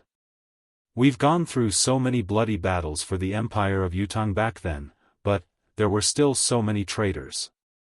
If it wasn't for those bastards, my brothers wouldn't have. Before he could finish, Ji Lingxi stood up abruptly. Her face was as cold as frost, her eyes glinting with an uncontrollable ferocity. Young Master Yun, is there anything else? She was already chasing him away. If you don't chase him away, I'm going to beat him up, I can't take it anymore. As he wrote this chapter, he suddenly sighed as he recalled his past. I was 20 that year, working as a temporary worker in my unit. A girl from the same unit would think of ways to torment me every day. Every day after work at noon, she would insist on following me to my house for meals. Today, tomorrow, and the day after. It went on for a week and I finally couldn't take it anymore. I scolded her, my family isn't rich, how can you come here every day to eat? It's not like you don't have a home, it's not far. It's even closer than my house. I didn't go anymore. Today, I suddenly recalled what my mother said to me, looking at me helplessly. Son, you're 20. Facepalm. Chapter 574. Yun Yang stood up awkwardly. Ah, no more. Ah. What do you want by saying this? Ji Lingxi was cold, suppressing the rage within her as she gritted her teeth and said, if there's nothing else, please go back and rest. It's so late now. It's inconvenient for a man and a woman to be alone in my room. Yun Yang chuckled inappropriately. What inconvenience can there be when I'm with my younger sister in the room? Ji Lingxi broke down. I said that I want to rest. Are you going out or not? She gritted her teeth, her face ashen, her eyes spitting fire. Yun Yang was stunned. He carefully recalled all the words he had said since he entered the room, feeling more and more confused. I didn't offend her. What I said didn't particularly offend anyone either. I was just going along with what she said. What was going on? Why did her expression change so suddenly? You could have just said it nicely if you wanted to rest. Did you have to be so angry? Yun Yang was dumbfounded, his eyes filled with bewilderment. Until the moment he stepped out of the door, he turned his head back and said, "Rest well then, Lingxi. Remember to tell, Big Brother." Yun Yang, it was obvious that a certain someone did not know how to address him and had used Yun Yang, directly. His EQ was really too high. Bang! With a loud bang, the room door slammed shut violently in front of Yun Yang, almost squeezing a certain someone's nose through the gap of the door. Ji Lingxi leaned against the door and slowly slid down to sit on the floor. She covered her face with both hands and sighed softly. She punched the floor with one hand and sighed softly. How can there be such a man in this world? Truly, didn't they say that men are all lecherous? How can there be such a thing? This is too strange. Calling him a blockhead is an insult to blockheads. Recalling how Yun Yang had asked her to think of a title, such as elder brother, younger brother, and in the end, even blockheads and idiots were fine, she could not help chuckling and mumbling hatefully, "What a blockhead! Idiot! Idiot!" Sigh. Then, she recalled her current situation and could not help feeling dejected and self-pitying. When Sister Lan was around, Ji Lingxi would feel embarrassed when she heard Sister Lan and Yun Yang talk about their worries bit by bit and would often stop them. But only now did he realize that when facing such a fool, it would be impossible not to have such a matchmaker by his side. What should I call you? What do you think I should call you? I've made it very clear just now. I don't want to call you Big Brother or Little Brother. As long as you're a man, you should understand, right? Do you expect me, a lady, to directly say to you, "I want to be your wife"? Call you that? Like that? However, the people here were stubborn and stubborn. What could they do? If Ji Lingxi could not see that Yun Yang was not putting on an act, pretending to be someone else but was truly ignorant, she would have thought that Yun Yang had no feelings for her at all.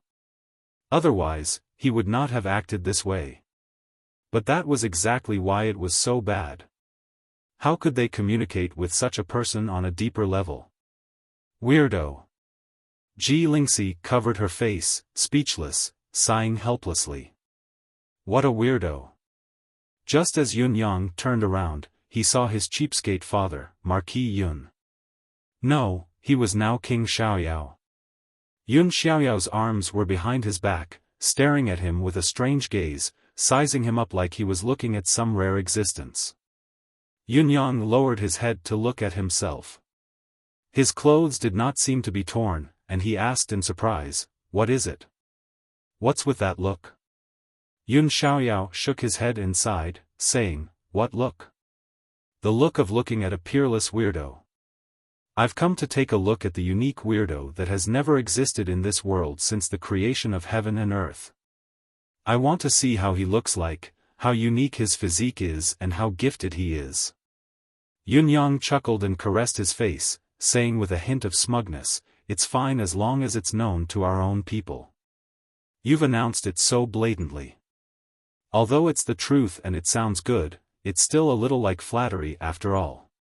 Don't tell me you have something to ask of me?" Yun Xiaoyao's throat made a strange sound as he almost spat it out. He tried his best to hold back his laughter as he nodded and said, "It's true that we know ourselves best.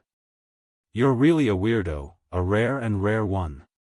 Yun Yang chuckled and said, "You're going a little overboard. I've never undervalued myself and my cultivation-based progress isn't slow, but to say that I'm rare, is it still an exaggeration? There have been so many experts since the ancient times, so many legends and myths." Before he could finish his words, Yun Xiaoyao had already disappeared. He had actually left. Yun Xiaoyao's uncontrollable laughter came from the faraway garden, as if he had seen something funny. Ha ha ha ha, Yun Yang shook his head. What kind of person is this? His words are unclear, his words are incoherent, there's no end to them. He doesn't even finish his words when he praises someone. As he mumbled, he walked back to his room. As he did so, he thought to himself, if the Four Seasons Tower were to really make a move, how powerful would they be? What changes would it bring to the current situation? Also, is there a possibility that the Four Seasons Tower won't make a move? This isn't so absolute. Also, if Ouyang Shaoxi doesn't come, how should I proceed on my end? The plan that I've been preparing for a long time, when can it be executed? Although letting it out at this time will make the water even more murky, will it be beneficial to my side? It's better to wait and see how the situation develops. If the conflict between both sides continues to escalate, it'll be difficult to take advantage of the situation. Perhaps I can put the main force on the sects that have betrayed the ancestral vow and participated in the war between the two empires. It's necessary to think of a way to get rid of them. I can't just let out some harsh words and there'll be no more news. Come to think of it, there are indeed a lot of things that need to be dealt with now. Each and every one of them is complicated. Yun Yang heaved a long sigh, feeling that even if he had 3 heads and 6 arms, he might not be able to handle everything. Shui Wuyin sighed has to continue making haste. Right, what are the 4 fellows, spring, summer, autumn, and winter, busy with during this period of time? Why haven't I heard anything from them for such a long time? These 4 fellows are all troublemakers. I hope they don't cause any trouble. Thinking of this, Yun Yang turned and walked towards the East Stride Yard. Just as Yun Yang left, silhouettes flashed in the dark. Bai Yixue and Fang Mafei appeared with their hands over their mouths. They were laughing so hard that their bodies were convulsing, almost cramping. King Yun is right. Our young master is truly the one and only wonder since the beginning of the world. He's unprecedented and will never be able to surpass him, he's the only one in the world. Bai, have never been impressed by anyone in my life, but I'm truly impressed by our young master. Bai Yixue sighed as he rubbed his stomach. He could not help it. He had covered his mouth and dared not laugh out loud just now, causing his stomach to ache. If he did not deal with it, he might suffer from internal injuries. Fang Mafei held his stomach as well. I can't help but be impressed. He's definitely the best since the beginning of time, unrivaled in this world. Bai Yixue sighed and murmured, if a lady were to treat me like this, I'm afraid I'd have to carry my son out by now. Our young master is actually incessant with his brothers, he can even be an idiot. If I don't King admire him, I'd be going against my conscience, I'd feel guilty. Pfft. Fang Mafei spat into the sky and guffawed again, continuing for a long time. Chapter 575. Somewhere. Someone was scolding and beating someone up. Bam bam bam, bam bam, bastard. Didn't I tell you to protect your sister when I asked you to go out? Is this how you protect her? Do you know that she's suffering now because of your lack of dedication, your inaction, your irresponsibility? Protect? What do you mean by protect? Leaving her behind and coming back yourself is considered protection? Bastard. Now, my daughter has become an orphan. Lonely and destitute. What a bastard. How is this possible? How can this be? This hurts my heart so much. Bam bam bam, someone tried to calm him down. Don't hit him. You asked for it. Besides, if you are angry, you can hit your own son. Why are you hitting my son? Was he trying to calm him down? These bastards, I'll beat them up 8 times a day. That won't vent my anger. Let's go, son. Come home with me. Son, let's go back too. If we worry here, we'll be bullied and beaten. There's no such thing in this world. Oh right, just leave them here and let them beat their own son to death. That will be enough, let's go, let's not waste time with this idiot anymore. The group of people left. Someone was furious. Leave your bastard here. I haven't had enough of beating you up. Only a few snorts answered him. One of them said coldly, my son. I can't even bear to hit him. You hit him so easily. Don't think I didn't see it. You didn't use any strength when you hit your son, but you didn't show any mercy when you hit my son. Just you wait, your sister-in-law is coming to find you soon. She will let you know what it means to be merciless. Someone was tongue-tied. My sister-in-law is coming soon too. She is already on her way. It is necessary to share the reign and do equally. **T, you really don't have any knowledge. How can you use equal treatment like this? But what you said is true. Your sisters-in-law will be here soon. How can you miss this chance? Not bad, not bad. Your sister-in-law is coming too. How can she be absent when your sister-in-law is here? A certain someone immediately turned around as if his butt was on fire. Let's go, son. Dad won't hit you anymore. Let's hurry up and move. If we really have a share, you might not be able to see your dad anymore, honey. The situation is tight, pull out. Far, far, far away on the other side. Tiantang City. Dong Tianlong and the others had not been fooling around during this period of time, living up to their reputation as the four popinjays of the past. Of course, living up to their reputation was still better than risking their lives to wander around. These four fellows were truly frightened. The commotion in Tiantang City had been too great during this period of time. People were dying everywhere, almost at any time. Moreover, the people who died were all experts, and many of them were experts among experts. The four of them could not help but feel that all of the martial world's top-notch experts, and skilled cultivators, whether they were known or unknown, had all gathered in Tiantang City during this period of time. The Hall of Crimson Blade, the Merciless Tower, the concourse of the underworld, the pinnacle assassins of this world that one might not even meet in 8 to 10 years in the martial world had all appeared here. It was like a gathering, or like it was just for fun.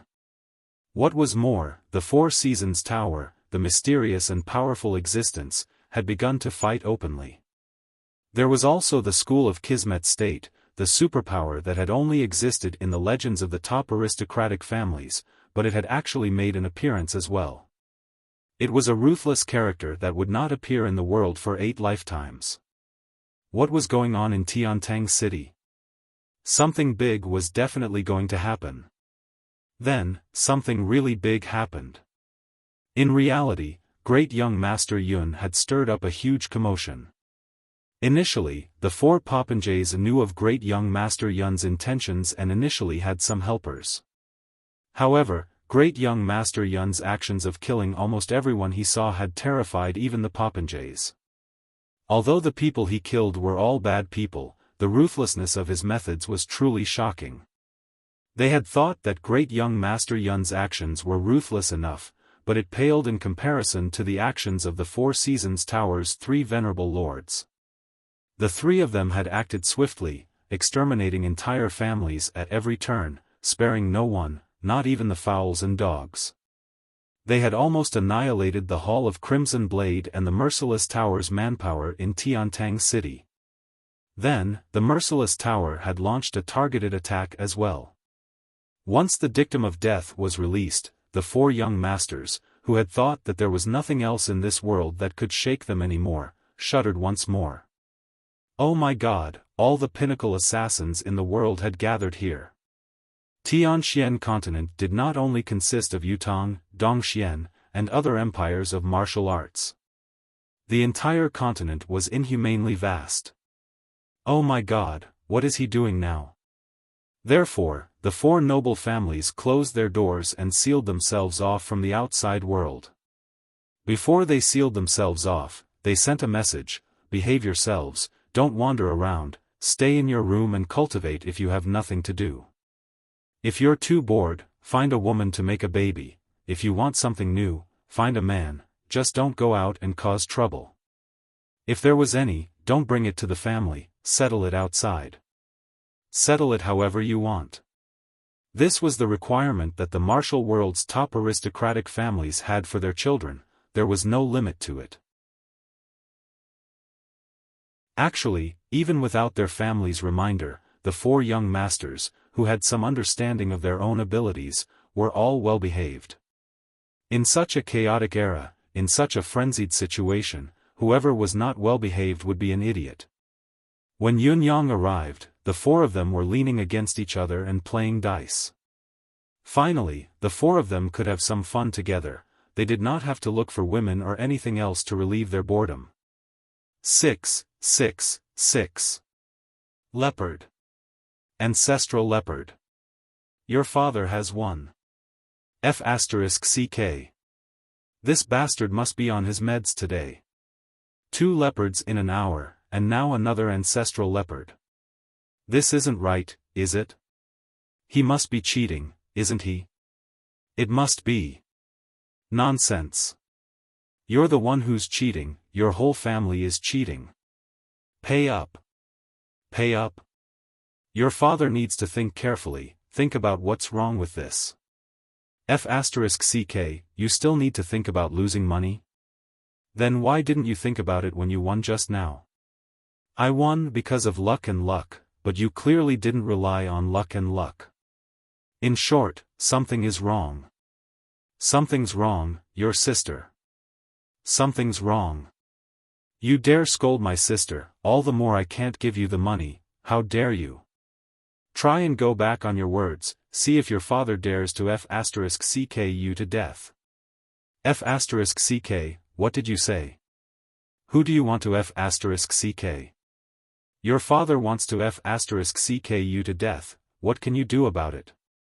Seeing that the quartet was getting angrier and angrier as they talked and were about to fight, Yun-yang took a deep breath and rubbed between his brows before he pushed the door open and walked in.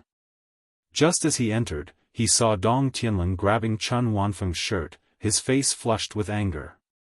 His other hand was clenched into a fist, looking like he was about to fight. Xia Bingchuan and Qiu Yunsan watched the commotion with wide eyes. Beat him up. Beat him up. Dong Tianlin, if you don't dare F***ck him up, you're not a man. I'll look down on you from now on. Chun Wanfeng, if you beg for mercy, you're not a man. Fight him, let's see who can F***ck who, and who can F***ck who. I'll bet 10,000 silver taels that they won't fight. They don't have the guts, they don't have the temperament, they don't have that kind of courage. F***ck, your words are too vicious. Let's bet. The room was a mess.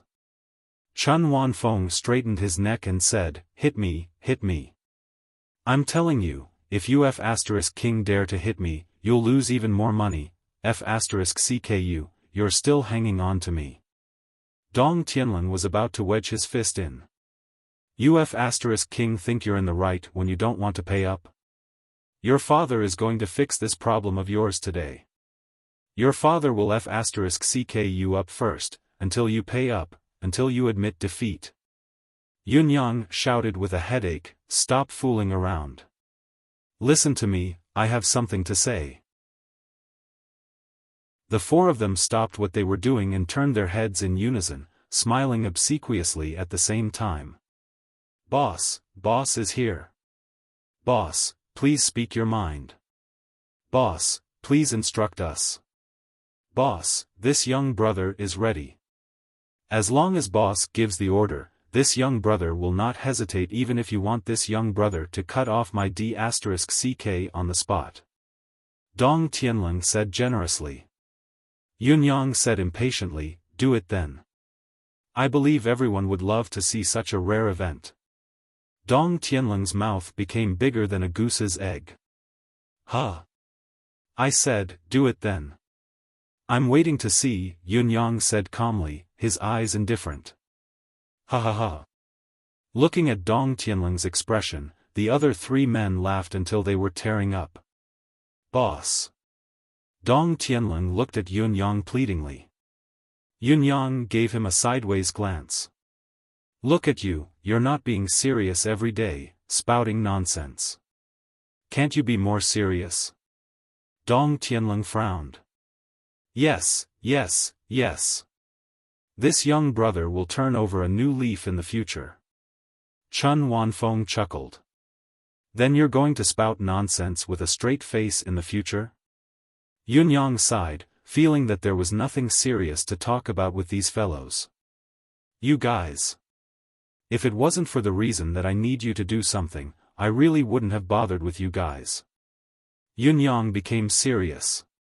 This is a very important matter. It needs to be treated with caution. There's no room for sloppiness. When the four of them heard this, they became spirited. Boss, please say it. We've been so bored during this period of time. No matter what it is, just leave it to us. We promise that we'll complete it properly and beautifully. Yunyang rolled his eyes speechlessly. If it were a serious matter, he would not have left it to them. Who knew what the outcome would be? However, the task that he had planned could only be left to the four of them. Others, including Yunyang himself, might not be able to do it. It was truly making the best use of everything, making the best use of their talents.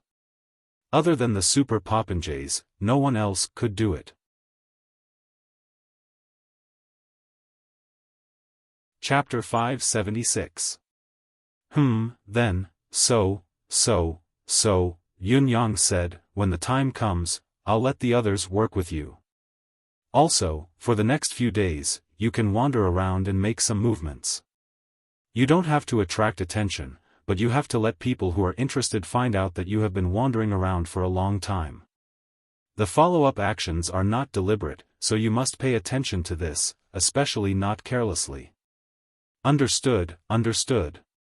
The four men's eyes glowed as they nodded, feeling that the matter was too interesting.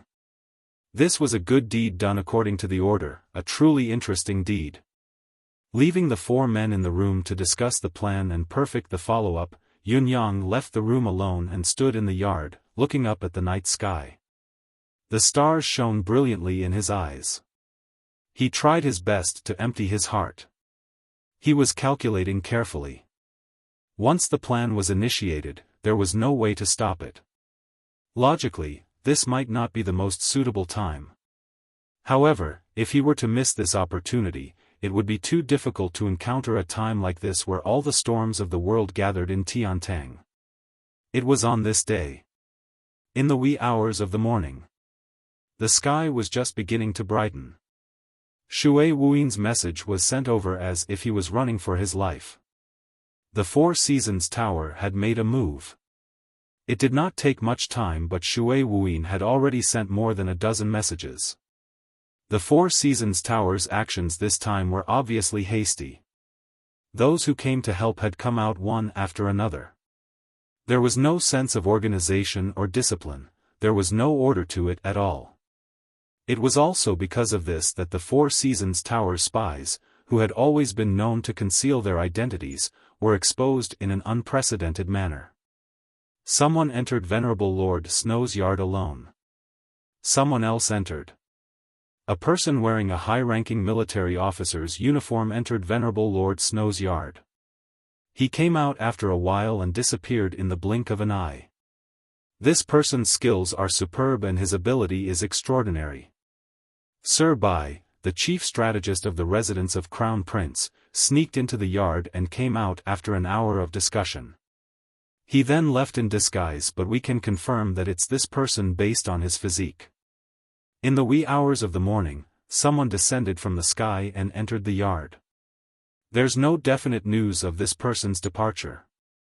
We need to pay more attention. Yunyang looked at the messages. It was obvious that he had gained a lot, but his expression grew more and more unpleasant. He had previously uncovered so many of the Four Seasons Tower's men hidden in Yutong's government, but he had never thought that there would be so many that he had missed out. Forget about the others, just the high-ranking military general and the Crown Prince's chief strategist. Yunyang was taken aback. Crown Prince's palace? Chief strategist? Yunyang frowned abruptly. As he was concentrating on his thoughts, a thought flashed across his mind. Almost at the same time, an icy glint shot out of his eyes. Yunyang had long heard of Sir Bai. His background was a mystery, but his skills were masterful. His whereabouts were even more secretive, even in the residence of Crown Prince, he was elusive. He was the only one who could meet people, it was rare for anyone to contact him. Before the incident at Tianxian Cliff, his eldest brother Supreme Earth had commented on this person. The world says that the 9 Supremes are omnipotent and fearless, but they have overestimated us. There are a few people in Yutong's capital city that we can't see through at all and dare not provoke. The first one is His Majesty's personal eunuch. This person's ability is unparalleled, not something we can match up to. The second one is Sir Bai from the Crown Prince's residence. This person's background is mysterious, his mind is treacherous, and his ability is unpredictable. Try not to provoke him if you can. The third one is Layman Tsang Wu from the capital city's carefree temple. Among these 3, the last 2 are stronger and harder to deal with, especially Sir Bai. I've asked around many times, but no one knows where he came from. No one even knows what he really looks like. All in all, he just appeared out of nowhere to assist His Highness the Crown Prince. Yunyang's memory of this sentence was still fresh in his mind. Before the incident at Tianxian Cliff, Sir Bai had gone missing for a period of time. Until Yunyang returned to Tiantang, Sir Bai had never appeared again after so many things had happened. Yunyang had almost completely forgotten about this person. Now, however, he had appeared in Snow, Frost, and Sword's courtyard. The meaning behind this was self-evident. The reality made Yunyang's heart grow colder and colder. All of this meant that, the Crown Prince was also related to the incident at Tianxian Cliff? If that was the case, then there was another main culprit in the incident that day, a culprit that had to be targeted and eradicated. Sir Bai. Yunyang pondered, but he was certain that this person was not to be underestimated. He had to find Snow, Frost, and Sword to understand this person's background and come up with a further plan. He could not afford to take a wrong step now. Then, there was another piece of news. However, this piece of news made Yunyang feel a little odd. The empire of Dongshuan's dark clouds suddenly appeared and disappeared immediately. All traces are the same as 5 months ago. It's suspected that there's something strange or an unknown expert. Observation is needed. The dark clouds appeared behind the Fortress of Resilience, coming towards Yutong's territory. It grew stronger along the way. It's very strange. Yunyang frowned. The information that had been sorted out by Shui Wuyin was rarely meaningless. However, these 2 pieces of news seemed to come out of nowhere. Since they could still be sent to him after going through Shui Wuyin's screening, it was obvious that Shui Wuyin thought them to be important. Dark clouds. Yunyang was deep in thought, recalling the strange incident of Dongshuan's dark clouds looming over the city last year. Could it be related to this? If so, Yunyang was deep in thought. At this moment, he heard a creak from the door to his right.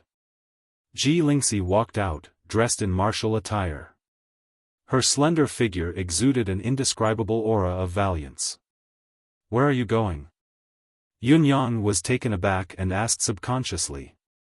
"Going out to play." Ji Lingxi snorted. Her original intention of coming here was not to go out and play, but looking at Yunyang, she could not help but recall his dull, unromantic look last night. She was so angry that she could not help but spout nonsense. Yunyang rubbed his nose and chuckled awkwardly. Shall we go together? At the same time, the southeast of Tiantang City was shrouded in rising clouds. There was a silhouette fluttering amidst the black clouds, holding a black flag in his hand. When the black flag was waved, dark clouds rose, covering the sun and the sky, spreading everywhere. From afar, one could only see dark clouds surging back and forth.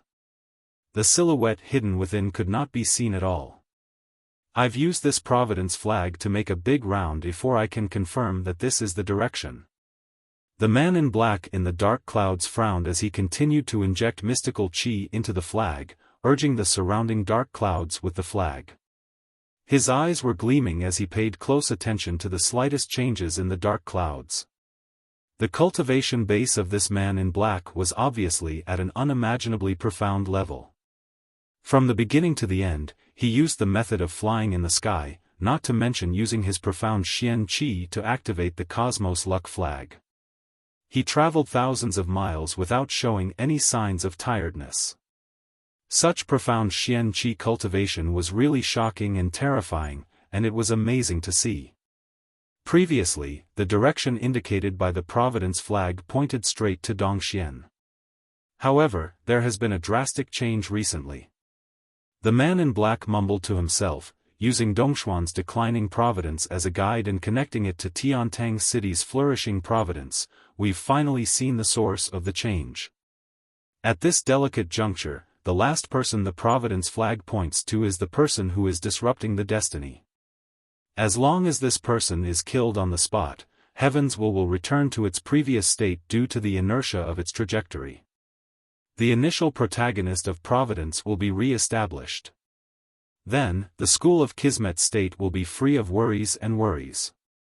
Therefore, the person targeted by the Providence flag, whether he's an ordinary citizen or the Emperor of Yutong, must die. The black clouds rolled over from afar, and every time they passed, the black clouds would grow a little stronger.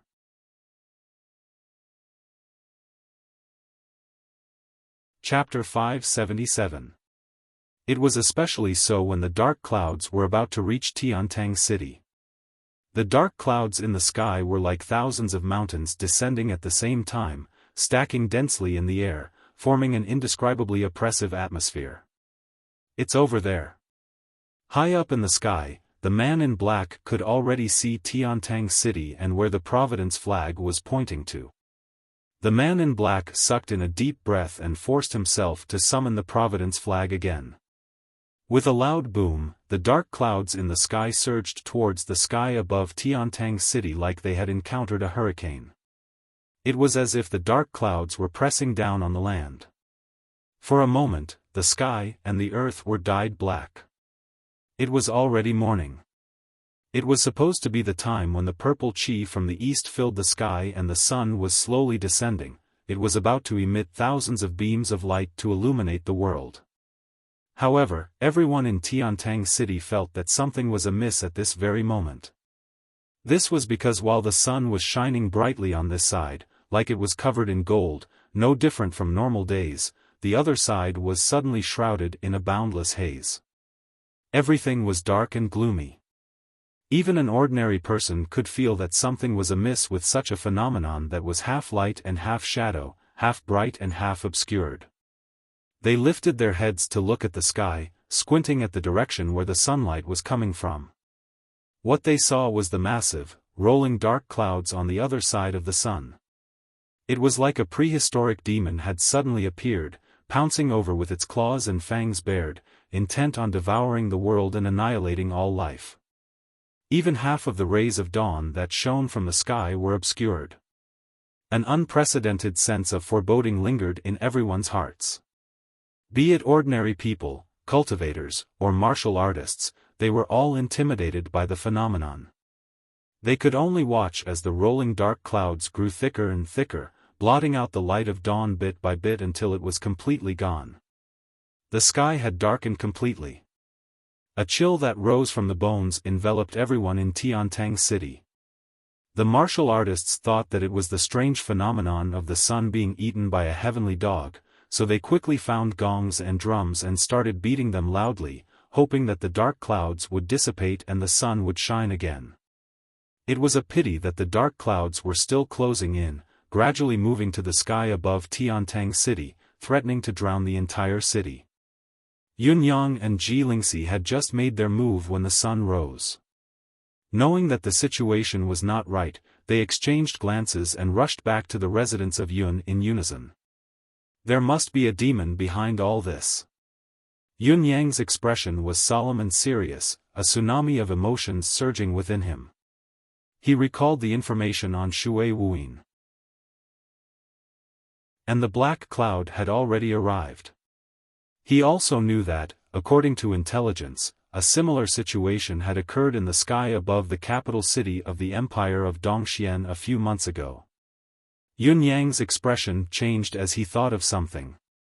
According to the timeline, it was after that strange phenomenon that the Empire of Dongxian decided to wage war on Yutong. That was how Yutong and Dongxuan's battle of the Fortress of Resilience came to be. Both countries' military forces were used and more than 3 million men were killed on the battlefield. Now, this dark cloud had appeared in Tiantang City. What did it represent? What did it mean? What did it signify? If Dongxuan's expedition to the west was really related to this black cloud, then its arrival in Tiantang City could not be anything good. What was the target of this black cloud? Could it be coming for me? Yun Yang had come to a conclusion in his heart, but he did not say it out loud. It was impossible for him to say it out loud. It was as if a mountain had suddenly pressed down on his heart. It was so heavy that he felt like he was about to suffocate. Ji Lingxi, who was standing beside him, did not miss the extreme heaviness on Yun Yang's face. Although she did not say a word, she had made up her mind to support all of Yun Yang's decisions unconditionally. She followed Yun Yang closely and walked quickly to the residence of Yun. As long as she could be his companion and walk this world with him, it did not matter even if she had to go against the heavens. She would not regret it even if she had to die. In Tiantang City, everyone who had wanted to make a move had made a surprising unanimous decision in the face of the impending doomsday. Those who stayed at home would not go out. Those who had just stepped out of their houses would rush home immediately. As for those who were out, they would stay in the inn since they were a distance away from home. Even the assassins and Jianghu heroes who had come from afar were all well behaved in the face of such a strange phenomenon. They all hid in their hiding places and did not move. Everyone had come to the same conclusion: the black cloud that had appeared out of nowhere was definitely unusual. Even when the storm was at its most violent, the dark cloud was only a dark cloud before it arrived. It could never wreak havoc in the sky and cover the sun and sky to this extent. This was a sign that was even darker than the night itself. The entire sky was now as dark as ink. Moreover, there were no traces of dancing lightning at all. The people who had been playing the gongs and drums in an attempt to chase away the sun-devouring celestial hound and restore light to the world were no longer futile. Silence reigned everywhere, leaving only a wordless sense of oppression. The uncontrollable fear that was slowly growing in one's heart had exceeded the limits that could be resisted by reason. Only their hearts were beating wildly and their hearts were filled with terror. In the palace, Yun Xiaoyao, who had just arrived, stood shoulder to shoulder with His Majesty in the pavilion of the royal garden. They lifted their heads to look at the strange dark cloud in the sky, their expressions grim. "Xiaoyao, what do you think of these dark clouds?" His Majesty asked with a dark expression. This official brother dare not speak carelessly. "The only thing I know is that the same dark cloud had appeared in Dongxian 4 months ago. Other than that, there has never been a similar situation in Tianxian continent for the past 10,000 years, Yun Xiaoyao answered with a frown. "Not necessarily." His Majesty said faintly, "In fact, 5 months and 20 days ago, there were scattered dark clouds that appeared in Dongxuan's territory. It was also more than a month after that time that there was a large-scale dark cloud that covered the city, and the world was covered in ink. Yun Xiaoyao glanced at the Emperor of Yutang in surprise, obviously not expecting the Emperor to be aware of such a small trace in Dongxuan's territory. His intelligence work was impressive indeed. Noticing the confusion in Yun Xiaoyao's eyes, His Majesty glared at him and explained, "The reason why I noticed the appearance of a small number of dark clouds was only a hindsight. That time was not long after we signed the letter of credence for peace. It was also after that day that Dongxian began to mobilize its troops." Another month later, the incident of dark clouds looming over the fort appeared. Not even 7 days after that, Dongxian suddenly tore up the letter of credence of peace and sent their troops to invade the fortress of Resilience, provoking the first battle of the four-nation siege. His Majesty the Emperor of Yutang's lean face was dangerously solemn. That day, I had always found it difficult to understand why Dongxian would brazenly tear the credence of peace. I had been thinking about what was in their mind and what was the reason for Dongxian to make such a decision. It was a pity that no matter how much I pondered, I still couldn't come up with a reasonable conclusion. Until today, when this dark cloud has appeared in Tiantang City, it has given me a feeling akin to enlightenment. He turned to look at Yun Xiaoyao with glistening eyes. Dongxian sending their troops and tearing the credence of peace could very well be related to this dark cloud. Yun Xiaoyao frowned and thought hard. Huh. This doesn't make sense, it doesn't make sense at all. How could a mass of dark clouds affect national policy?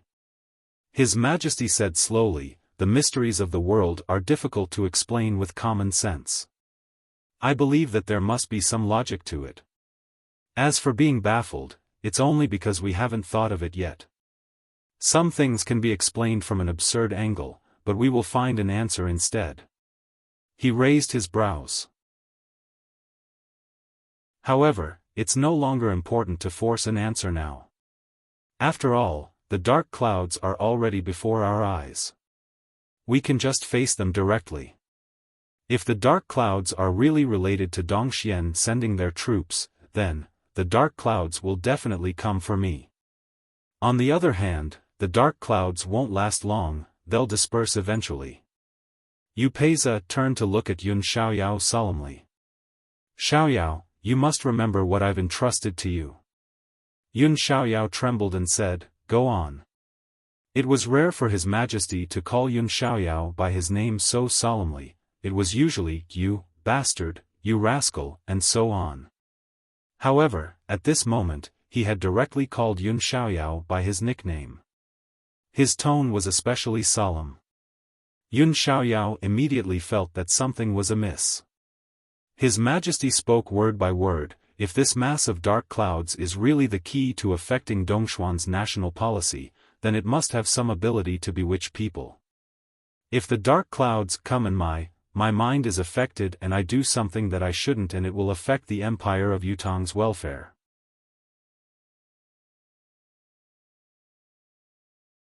Chapter 578. Yun Xiaoyao shuddered. Huh. This. His Majesty gripped Yun Xiaoyao's hand and said in a low voice that was filled with emotion, "Brother. I can only hand this matter over to you. Only you have the ability and the right." Yun Xiaoyao's throat felt like it was choked, he could not speak a word. "If my worries come true, I can only let the Crown Prince succeed the throne after my death, but you must be the regent and take charge of the entire situation." His Majesty gripped Yun Xiaoyao's hand tightly. "You must remember this." Yun Xiaoyao chuckled bitterly. "Even if I really did that, it's already a great blessing that I could escape and flee for my life after committing regicide. How can I still be the regent?" His Majesty's grip on his hand tightened as he said word by word, "I've already left behind an edict. If I die suddenly, Yun Xiaoyao will be the regent. All matters of the nation will be decided with a single word. Even if there's a change in the throne, it will all be up to you." Yun Xiaoyao shuddered.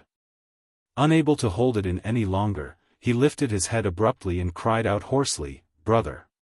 This was the first time in their lives that these two brothers had addressed each other as brothers.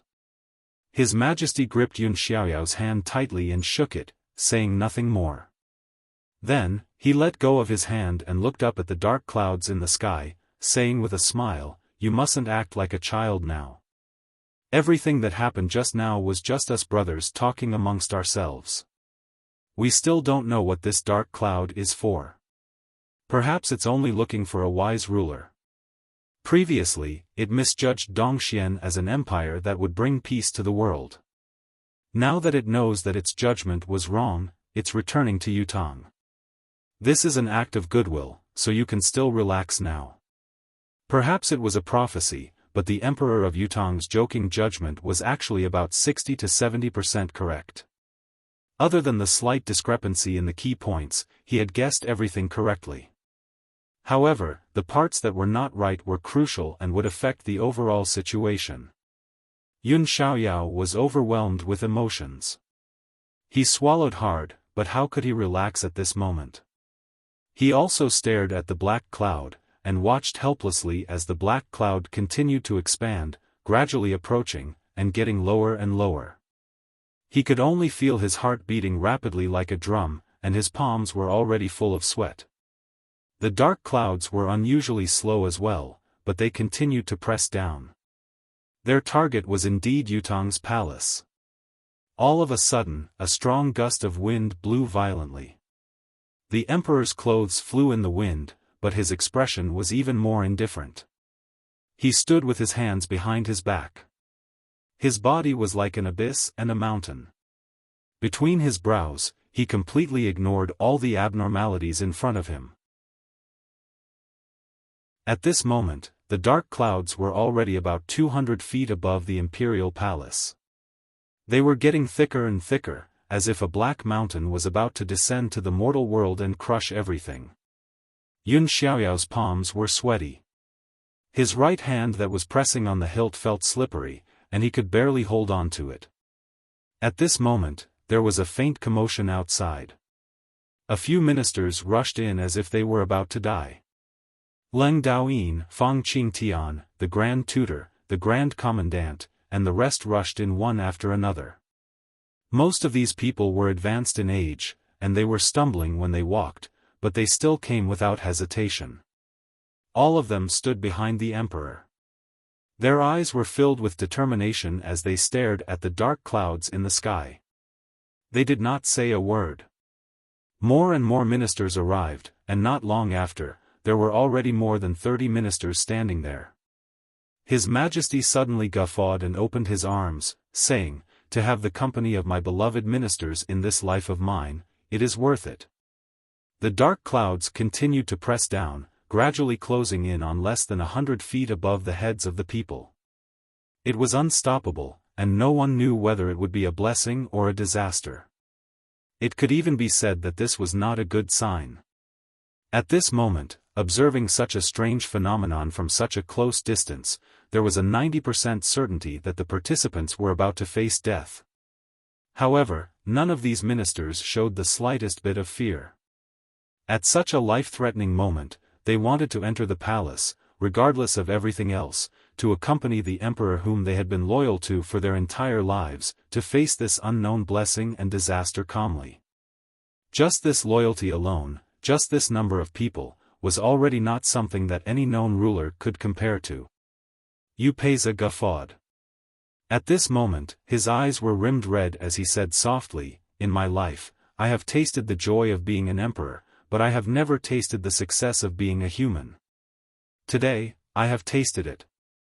I have no regrets in this life. Life and death, fortune and misfortune, we are willing to accompany our emperor," the ministers said in unison. After a while, the dark clouds did not stop coming.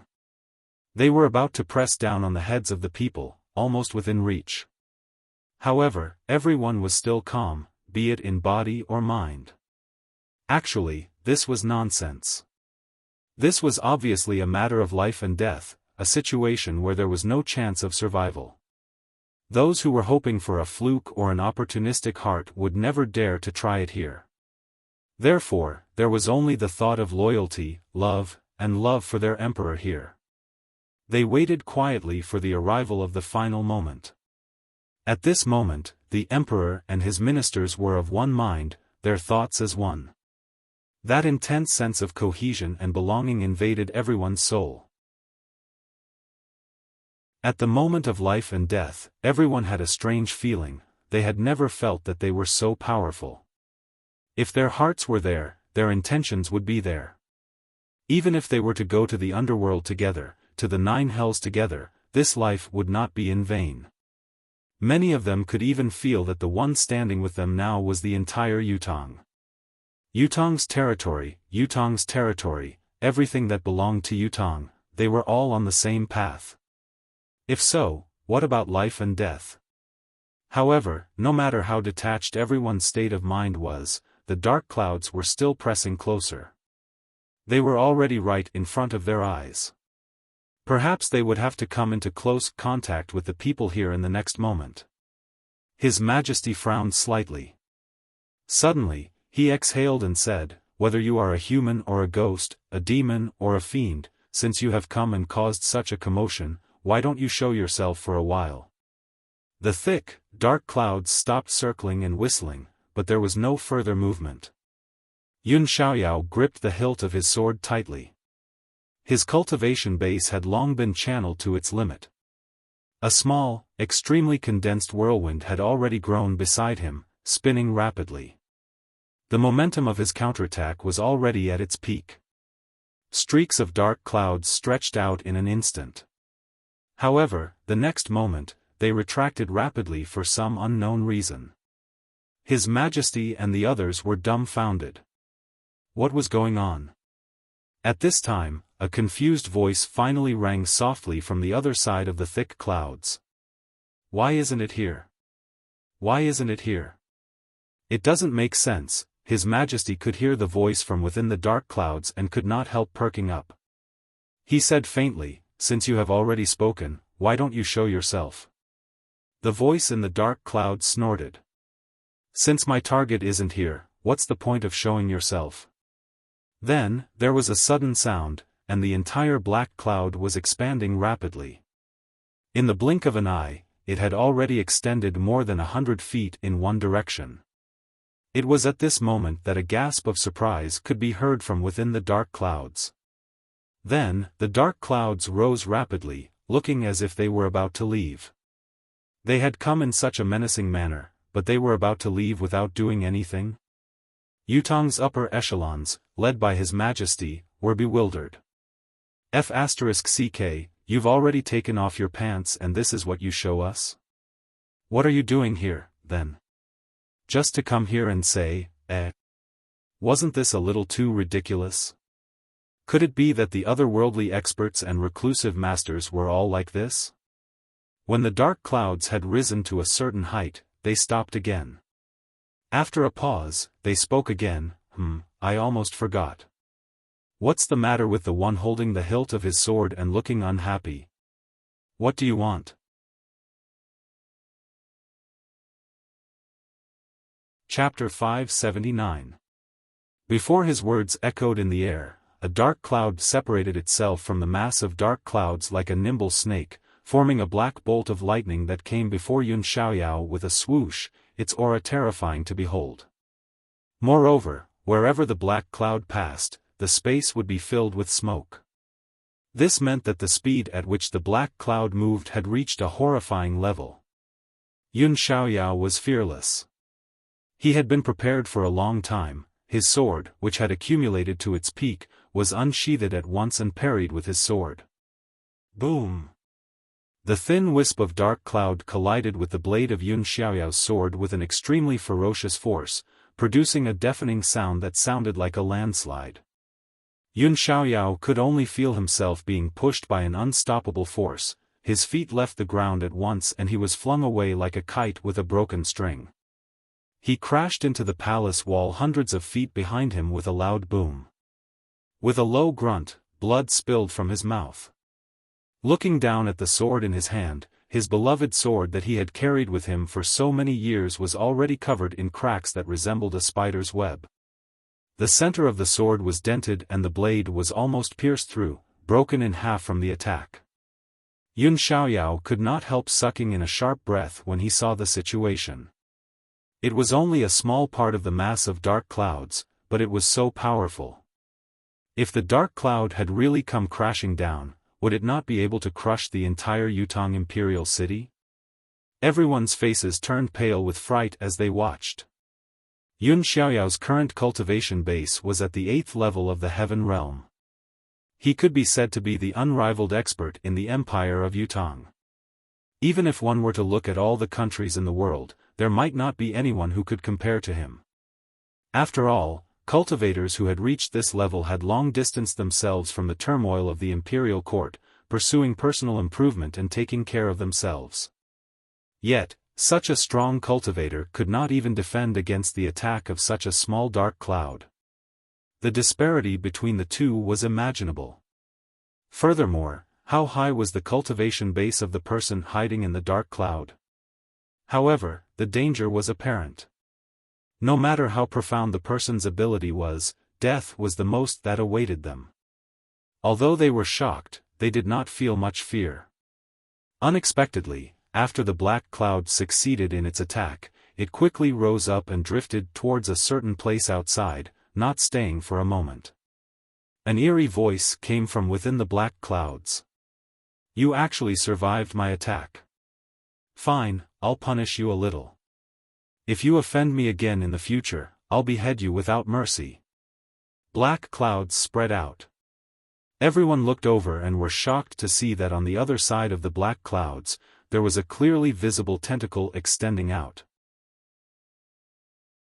As if it had sensed something, it was speeding towards a certain direction. Only when the entire mass of black clouds had left the sky above the palace did His Majesty and the others finally breathe a sigh of relief. At the same time, he felt relaxed, but at the same time, he felt strange. What was going on? They came in such a grand manner, but left in an instant. He did not offend anyone present. His Majesty was also dumbfounded. He had thought that the black cloud had some ulterior motive and had come to find him, but it was not. "If you're not looking for me, what are you doing here? This is the Imperial Palace, and you dare to say that you have found the wrong place? How could such a peerless villain, with such earth-shattering abilities, find the wrong place and target?" This matter was indeed inexplicable. "Xiaoyao, how is it?"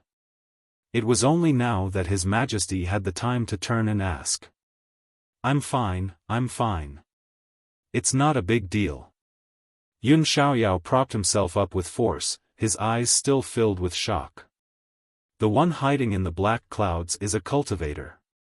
Although the power he wields the black clouds is unfathomable, it's still a mystical qi. Mystical qi? Everyone was even more shocked and they heard the betrayal. This heavenly phenomenon that was like a miracle and seemed like a calamity that could annihilate the world was completely caused by one's cultivation in profound energy.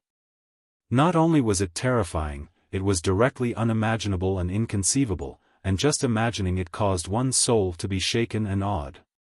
In that case, what was this person's level? It's still the same old saying, there's always someone better than you out there. Yun Xiaoyao sighed. The universe is indeed boundless, the heaven and earth are boundless. I can't believe there's still such a powerful cultivator in this world. I believe that this person's cultivation base isn't any weaker than the legendary Ling Xiaozue or Duguchou. He's much, much stronger than me. It was then that Leng Daoyin, who had been paying attention to the black clouds, suddenly frowned and said, "The direction the clouds are moving towards, why does it look like they're heading towards the residence of 9 Supremes?" Everyone was shocked when they heard him, lifting their heads in unison to watch the black clouds' movement. Indeed, after leaving the imperial city, the enormous dark cloud sped towards the residence of 9 Supremes with a thick tail, like a giant lizard with all its heads and legs. It was moving at an unusually fast speed. What, is he going to the residence of 9 Supremes for? His Majesty mumbled to himself with a frown. Leng Daoyin said with a smile, this fellow's cultivation base may be so strong that it's astounding, but ultimately, it's still a power that belongs to the human realm. The power contained within the residence of 9 Supremes is the power of heaven and earth, the power of nature. It's fine if he doesn't attack the residence of 9 Supremes, but if he does, he'll only be committing suicide. He can't leave after coming. Everyone thought about it and agreed that it was reasonable. For so many years, those who dared to invade the residence of 9 Supremes had all perished without exception. It was also because of this that everyone's confidence in the residence of 9 Supremes was unshakable. They were even more certain that there was nothing in this world that could destroy the residence of 9 Supremes. Therefore, even though they knew that the mysterious person's ability was unfathomable, exceeding everyone's understanding of a mystical cultivator's power, and that he harbored malicious intentions towards the residence of 9 Supremes, they were not too worried. If that fellow were to be struck to death by the residence of 9 Supremes lightning, that would be the best outcome. Just like Dayuan's legend, Liang Yunqi. Leng Daoyin's tone was filled with schadenfreude. Everyone chuckled in unison, expressing their optimism towards this judgment. Only Yun Xiaoyao felt a chill in his heart. As he had said, the universe was boundless and the heaven and earth were boundless. The power of the cultivators in this world was truly incalculable. What did Dayuan's legend Liang Yunqi amount to now? He was merely a peak realm cultivator who had yet to truly come into contact with the heaven realm. Based on the qi that he sensed during the exchange just now, Yun Xiaoyao dared to say that the mysterious cultivator hidden in the dark clouds could kill Liang Yunqi with a wave of his hand and a breath of air. Whether the residence of 9 Supremes could really handle this person and survive this battle was not something to be optimistic about. The man in black rode the dark clouds and activated the Providence flag once more, speeding towards the residence of 9 Supremes according to the flag's guidance. According to the Providence flag's reaction, the source of all the changes before them was within the residence of 9 Supremes. Now, his heart was filled with the joy of finding his goal, and he was incomparably elated. It was precisely because of this that all of them unconsciously gathered all their cultivations, and they were just waiting to find that person and kill him with a single strike. As long as he was locked onto by the Providence flag, the other party would never be able to escape his killing blow. Yun Xiaoyao was known as Yutong's publicly acknowledged unrivaled expert, but he could not even withstand a single blow. The rest of them were even more mediocre and could be destroyed with a wave of his hand. The entire sect is helpless, but when it comes to me, it's as easy as lifting a finger. This battle will showcase my skills and spread my name. Amidst his glee, he could not help but think of the two opposing factions in the sect and was even more delighted. As long as this attack was successful, his faction would definitely gain the upper hand. That was the only outcome that needed no explanation. As for finding someone to help him, with his unrivaled cultivation, why would he need anyone's help? That would be the biggest joke in the world. However, there were many doubts in his heart as well. Since the source is here, why did the Providence lead to the palace earlier? What's the reason? Isn't this a wasted trip? Could it be that there are times when the cosmos luck flags make mistakes? But this shouldn't be the case. Now that the target was here, he could not care less about this doubt.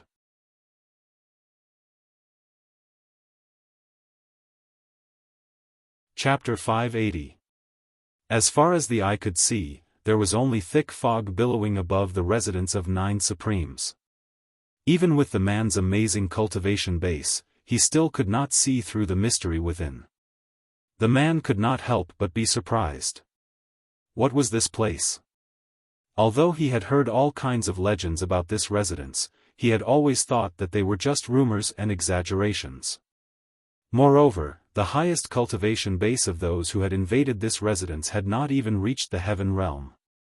With his profound cultivation base, how could he be compared to them? Even if he could not see through everything, he should be able to break through it easily. Now that he had seen it, he could not understand it.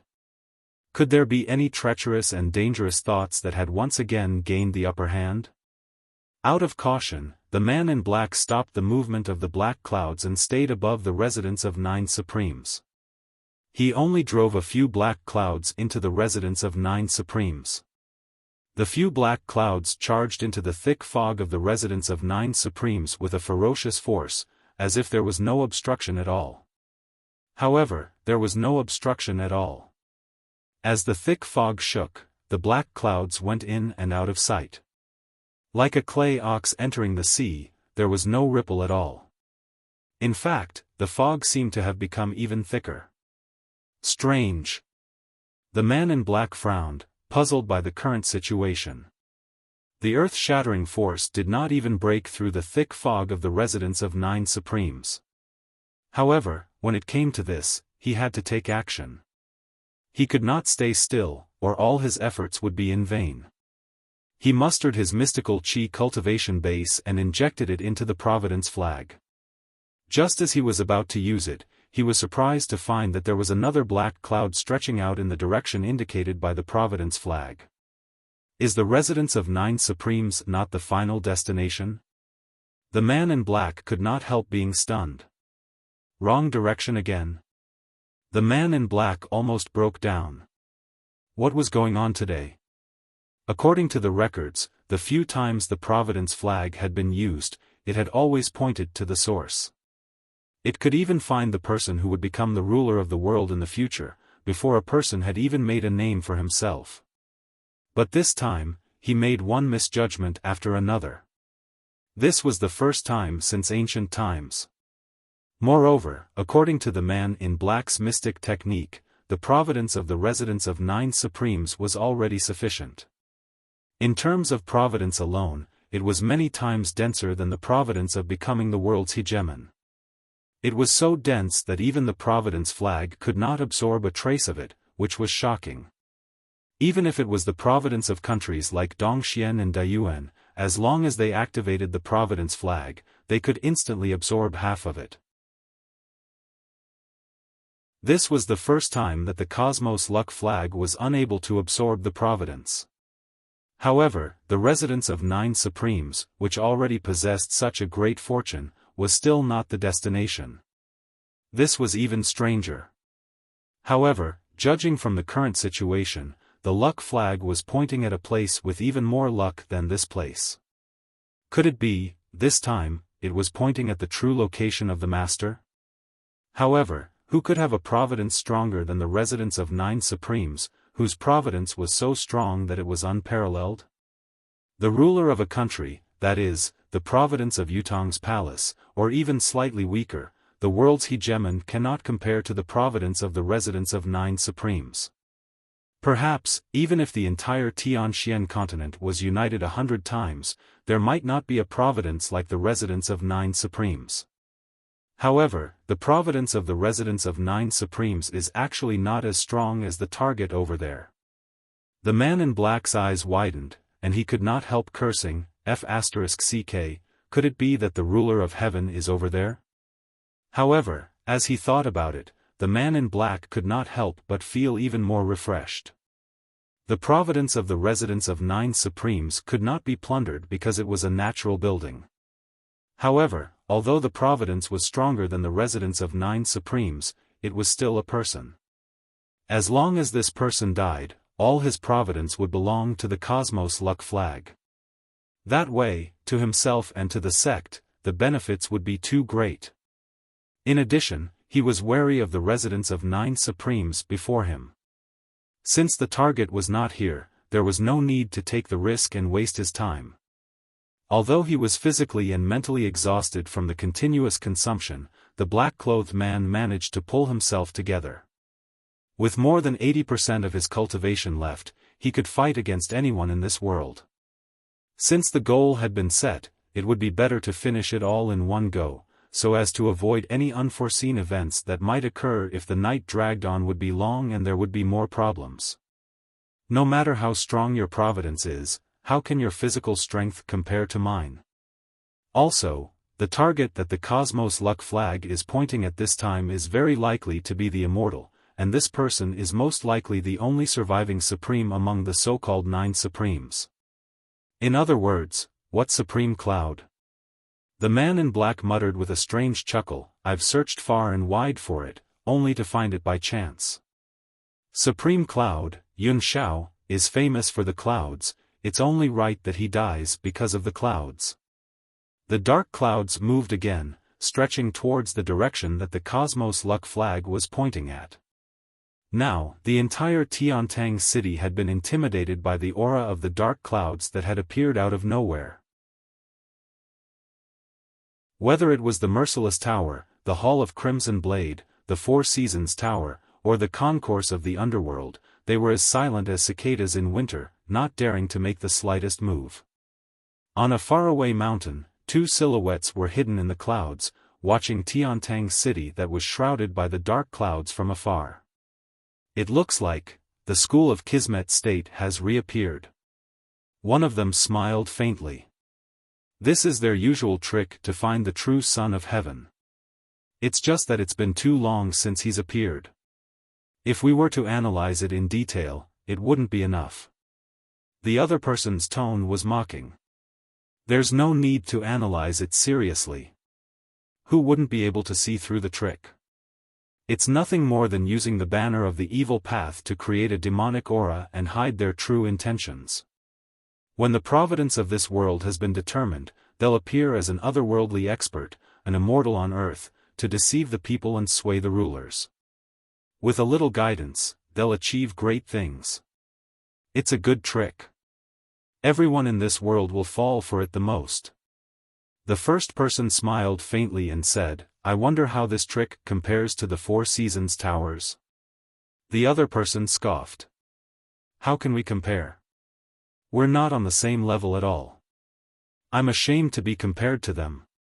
What they're doing is nothing more than to pursue a high status, to continue providence, to pass down their legacy, to keep their providence intact for tens of thousands of years. That's all there is to it. Look at us, on the other hand, what we're pursuing is our own achievements, to be immortal, to live as long as heaven and earth, to share the same breath as the sun and the moon. The difference between us can't be measured at all. The person said with disdain, I even suspect that there's no one in the school of Kismet State who actually knows that there's a true God in this world. The first person shook his head and chuckled. If they knew, they wouldn't have done this. The essence of what they're doing is to position themselves as an existence that controls the flow of providence in this world. How is that different from a human god or an immortal on earth? You're right.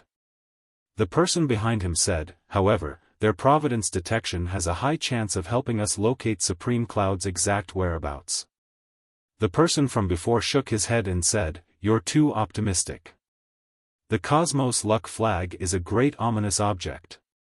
When it's used, not only will it consume the karmic luck of the messenger's own karmic luck, cultivation, and karmic luck, even the people and things the messenger encounters along the way will have their karmic luck seized. With the might of the black clouds that cover the sky, even if we're beneath the black clouds, we'll still have a portion of our karmic luck absorbed. Originally, luck is the most illusory thing. For normal people, it doesn't matter if some luck is sucked away. However, for people like us who wholeheartedly pursue the great Tao, if we don't have a certain amount of luck to suppress ourselves, when the gate of immortality opens, we might regret it for the rest of our lives because we lack a little bit of luck. This is the fundamental reason why we've never truly stepped foot into the mortal realm and provoked karma. We can't forget it at any time, nor can we ignore it. In spite of this, our actions against the 9 Supremes have long provoked the world's quarrels and even caused great karma. The other person was rather doubtful. That's why we can't have our providence sucked away. The first person said faintly, when you advance another half a step and truly experience it yourself, you'll naturally understand. However, if you can't take this half a step, you'll never be able to advance an inch for the rest of your life. The last person frowned, deep in thought. Of course I know that, but that's just how I am. It's fine usually, but once things get out of my control, I can't help but be anxious. There's nothing I can do about this. The first person smiled faintly and said, where there's a will, there's a way we can try. What way? Tell us quickly, don't keep us in suspense. The other person asked anxiously. The first person chuckled and said, when this is over, find a lake without any fish and fish for a few years using ordinary methods. When you can sit there continuously for half a month without catching a single fish or practicing to bite the bait even once, but you are still content, not anxious, not impatient, calm, and waiting motionlessly. He smiled meaningfully and said, then your temper will have changed, at least 30%. The other person's expression turned bitter. Will this work? I say, old age, you can't trick me. The first person smiled. I can swear a heavenly oath about this. It's just a few years to prove it, why not give it a try? To you and me, a few years is just a single meditation. The other person was relieved and said, thank you for your guidance. I'll give it a try when I'm done here. All right. Right, regarding the current changes, don't you feel that something is wrong? The other person said, sword, snow, and frost are being a little too reckless. The first person seemed to be the Four Seasons Tower's Mr. Nian. Upon hearing the question, he said faintly, they are reckless indeed, but the three venerable lords haven't been doing well recently. Both venerable Lord Saber and Ice have fallen one after another. It's understandable that their state of mind is unbalanced. It's only human nature. Their level can't be compared to us after all. Although the current changes are a little odd, they're harmless and not out of control. If we can seize this opportunity to collect the dictum of death's karmic providence and suppress it into God's bone, it might not be a bad thing. Their recklessness is actually helping us. Furthermore, we can let the world know that the Four Seasons Tower is not to be trifled with. Messing with the Four Seasons Tower's higher-ups is courting death. There's no such thing as luck. That's true. The other person frowned. Then, what do you think is the possibility of sword, snow, and frost betraying us? Mr. Nian's lips curled into a smirk as he uttered slowly, 100%. 100%? I thought that you've judged that the three of them have no rebellious intentions. If that's the case, then the three of them can't be left alive after this. Let's just let Saber and Ice fall one after the other, and let the brothers go to the netherworld together. There's no need to rush. I expect that these three people are determined to betray the Four Seasons Tower. They'll do everything they can, as long as they're allowed to stay in Tiantang City. I believe it won't take long for them to contact Supreme Cloud. Supreme Cloud is the Four Seasons Tower's biggest threat. How can they not contact him? As for us, we'll just wait for Supreme Cloud to show himself. Mr. Nian smiled faintly. Wouldn't it be a pity to miss such a great opportunity? It's easy for you to say. How do we confirm Supreme Cloud's true identity? If we miss, we'll be alerting the enemy. Have you forgotten? Mr. Nian looked at the person strangely. The Nine Supremes' power of manifestation, yes, yes, yes.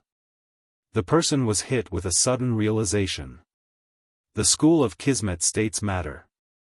Are we going to participate or not? Asked another person. This time, Mr. Nian was silent for a long time before he said, as long as it doesn't affect our final plan, we'll ignore it for now. What if it does? Then let the School of Kismet state be cut off from the Tianxian continent. 10,000 years of heritage is a glorious thing, but it's also a heavy burden. Helping them to free themselves from this burden can be considered a form of merit. Isn't that right? Mr. Nian smiled. His lean face was filled with a sense of carefreeness. A gust of wind blew, and a cloud of mist drifted over, concealing the figures of the two men. When the cloud of mist drifted past, both of them had already disappeared along with it. Yunyang stood in his courtyard, watching the dark clouds drifting about. His expression grew increasingly solemn, and he was unusually quiet. Ji Lingxi had been by his side all along. Looking at his darkening expression, she felt her heart clench as well. To the palace, Yun Yang mumbled to himself. To the residence of 9 Supremes, Yun Yang's expression changed. It's changed its direction again. This time, Yun Yang's expression changed abruptly. A subtle feeling of impending doom filled his heart, his limbs turning cold. He instantly came to a conclusion. This black cloud was actually looking for him. It had to be. Although he did not know the background of this dark cloud or how it could determine its direction, the conclusion he came to was that it was definitely coming for him based on everything that had happened before him. What's more, this time, he couldn't avoid it no matter what. He had to face it head-on. The other party could come all the way from Dongxian to here, how could he hide? How could he escape? Thinking of this, Yun Yang felt his heart thumping wildly, as if it would jump out of his throat at any time. In spite of this, his face was still calm and composed, as steady as a mountain. Lingxi.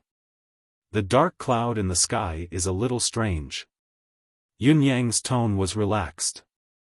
Have you seen such a strange phenomenon before? Have you heard of similar rumors? Ji Lingxi shook her head blankly and said, I've never seen it. I've never even heard of it. Yun Yang chuckled and said, what a coincidence. Me too. I've never heard of it, nor have I seen it. As he spoke, the dark cloud began to move again, moving at an extremely fast speed. Yun Yang glanced at it from the corner of his eyes, confirming that the tip of the cloud was coming from where he was. Lingxi, we've known each other for so long, Yun Yang said softly, but we've never really had a meal together. What do you think about this? Ji Lingxi turned to look at Yun Yang and asked, what? I remember you saying before that you're quite proficient in the art of cooking. Yun Yang smiled and said, why don't you stir-fry 7 to 8 side dishes, just the 2 of us, and have a drink? Huh? Ji Lingxi lifted her head to look at Yun Yang's face in shock. What was wrong with him today? Why did this blockhead suddenly seem to be enlightened? He's actually asking me to have a drink alone. In spite of her doubts, Ji Lingxi's heart was suddenly filled with an ecstatic sweetness in the face of such a great temptation. She hummed in agreement with her head lowered and looked at the tip of her toes, asking softly, what do you want to eat? Yun Yang's gaze was still warm as he looked at Ji Lingxi, but his attention had long been attracted by the approaching dark cloud. He urged with a smile, anything, anything. I'll eat whatever you make. Ji Lingxi blushed, thinking that this fellow had really been enlightened. He could actually speak so well now. This happiness had come too suddenly, too abruptly. Go on then. Yun Yang said warmly, today is a good day. We can be considered to be enjoying ourselves under the moonlight. The scenery is quite nice. Ji Lingxi hummed in agreement, feeling even hotter than before. Her face felt like it was about to catch fire. She thought to herself, if you could speak so well and be so sensible earlier, I wouldn't have to suffer for such a long time. Right, if you know how to cook, it's best to stew a chicken soup. Pay attention to the heat. This kind of soup tastes the best in this weather. It's a perfect match, Yun Yang said, drooling. All right. Ji Lingxi said, I'll do it right away. At this moment, the little girl's heart was filled with joy and sweetness. She had long been looking forward to the meal that was about to come. She had cooked the dishes herself, cooked the delicacies, and there would only be 2 people, him and her. What kind of feeling was this? It was like a young couple spending their days together, the wife cooking and the husband waiting to eat. The warmth and sweetness was simply, the more she thought about it, the more shy she felt, the sweeter she felt. The more she thought about it, the more she looked forward to the arrival of the dreamlike meal. She could not help but say, I'll do it right away. I'll do it right now. Wait for me. Yun-yang nodded and said, all right, all right. Remember to be careful. Don't burn yourself. You're the stupid one. Ji Lingxi was overjoyed. She did not doubt Yun-yang's sudden enlightenment, thinking that it was due to his sincerity that the wood had finally cracked. She almost skipped away as she left. At this moment, all the negative emotions that had accumulated during this period of time, no, all the troubles in this world, had left her. She felt light as a feather, as if she was about to fly. Watching Ji Lingxi enter her room, Yun-yang finally heaved a sigh of relief. This stubborn girl had finally left his side. She did not have to accompany him to face such a huge risk. To cook, especially stew. Just the chicken soup alone could not be completed without at least 2 hours of heat control. The dark clouds were about to reach the top of his head, a faint smile hung at the corners of Yun-yang's lips as he murmured, I, Yun-yang, have done many things since I came back from Tianxian Cliff, but I didn't expect that I would still be unable to escape death in the end. Come. I've stayed in this world long enough. It's a pity that my revenge isn't complete. There are still some regrets to be had. Faced with such a situation, my brothers won't blame me even if I meet them in the underworld. Yun-yang wore a faint smile as he lifted his head to look at the dark clouds that had already reached the top of his head. They grew thicker and denser as they moved towards him. Amidst the dark clouds, a silhouette could be vaguely seen. The eyes that were filled with cruelty were already locked onto him. There was a hint of a cruel smile on the face and the corners of the lips. Yun-yang smiled faintly. With a clang, he drew his saber in his hand. Even if he were to die, he would draw his saber and fight to the bitter end. The wind howled as Yun-yang's purple robe fluttered in the wind. The dark clouds came crashing down, casting the heaven and earth into darkness. Within a radius of tens of thousands of feet, it was so oppressive that everyone could hardly breathe. A maniacal laugh rang in the air. Found you.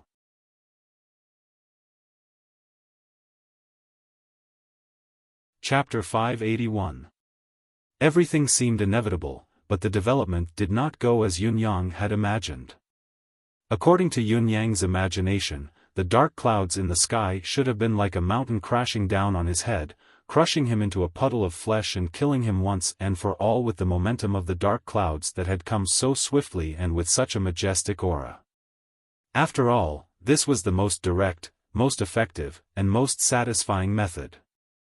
With Yun-yang's cultivation base and ability, he could only await his death if the other party were to do so. There was no room for him to put up a stubborn resistance. How could there be room to defend against such a huge mountain of clouds? However, the reality was that the dark clouds that filled the sky suddenly disappeared the moment the dark clouds came crashing down. Yes, the dark clouds that had filled the sky and covered more than half of Tiantang City had actually vanished in the blink of an eye. The sky was once again clear and bright, with white clouds drifting leisurely, everything was clear and bright. The sudden change was like heaven and earth losing their order. It had suddenly gone from the darkest night to the brightest day. It had only been a moment, but the heaven and earth had been turned upside down, black and white had been reversed. Countless people felt the discomfort of the blinding light. Only Yun-yang did not. His eyes had narrowed to the size of pinholes as he tried his best to focus on the sky. Although the dark clouds in the sky had dissipated, there was still a strange black flag that fluttered in the wind. It was eerie and eerie. Under the black flag, there was another silhouette that had fallen like a meteor. It was a thin man in black with a thin face and an indescribable air of eeriness lingering around him. What caught Yun-yang's attention was the person's right hand that was glowing with an extremely dark luster. His face was filled with a cruel smile of relief as he charged towards Yun-yang like a bolt of lightning. The right hand was aimed at Yun-yang's vital right chest. Yun-yang had already sensed the other party's appearance. He was even more prepared to counterattack at any time as he charged down. However, When the man in black came right in front of him, Yunyang felt that he could not move at all. He could not even move his body or blink his eyes, let alone evade or counterattack. The other party's aura had completely locked onto Yunyang. The chi lock that was dozens of times stronger than before rendered Yunyang immobile.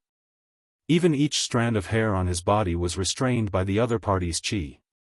The only thing he could do was to look on helplessly as this thunderous palm slammed towards his chest. He even saw that the black flag in the sky had turned upside down without anyone controlling it, and the tip of the flag was pointing straight at his chest.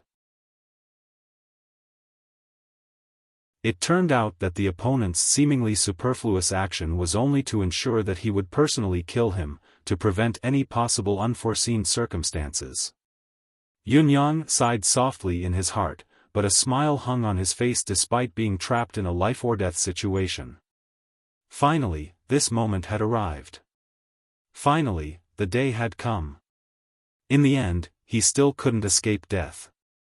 His unease during this period of time and today's ominous omen had all been verified today.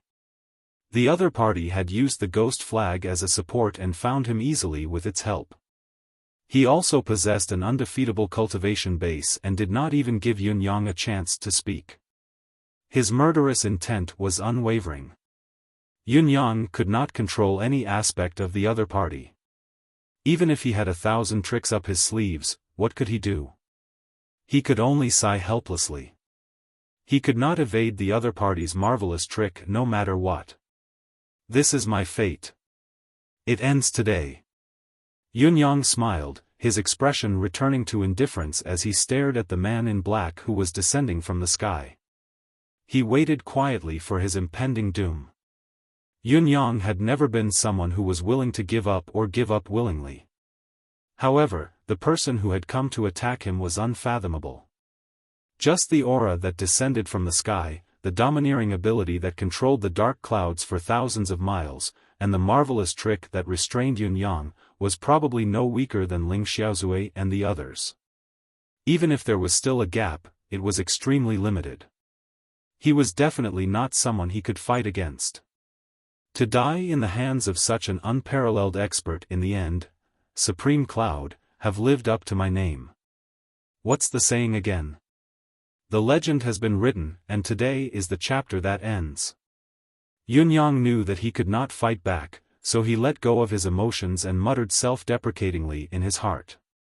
However, at this delicate moment, he heard an exclamation, an extremely shrill one. Yunyang's heart skipped a beat. Ji Lingxi. Just as the name surfaced in his heart, he felt a soft body rush into his embrace at a speed faster than lightning. Yunyang did not even have the time to grieve, there was only endless bewilderment. The attack of the person who had come from the sky was like thunder and lightning, intended to kill. Even if Ji Lingxi were to be replaced with Ling Xiaozui, it would be impossible for her to rescue him in such a short period of time. Then, how did Ji Lingxi do it?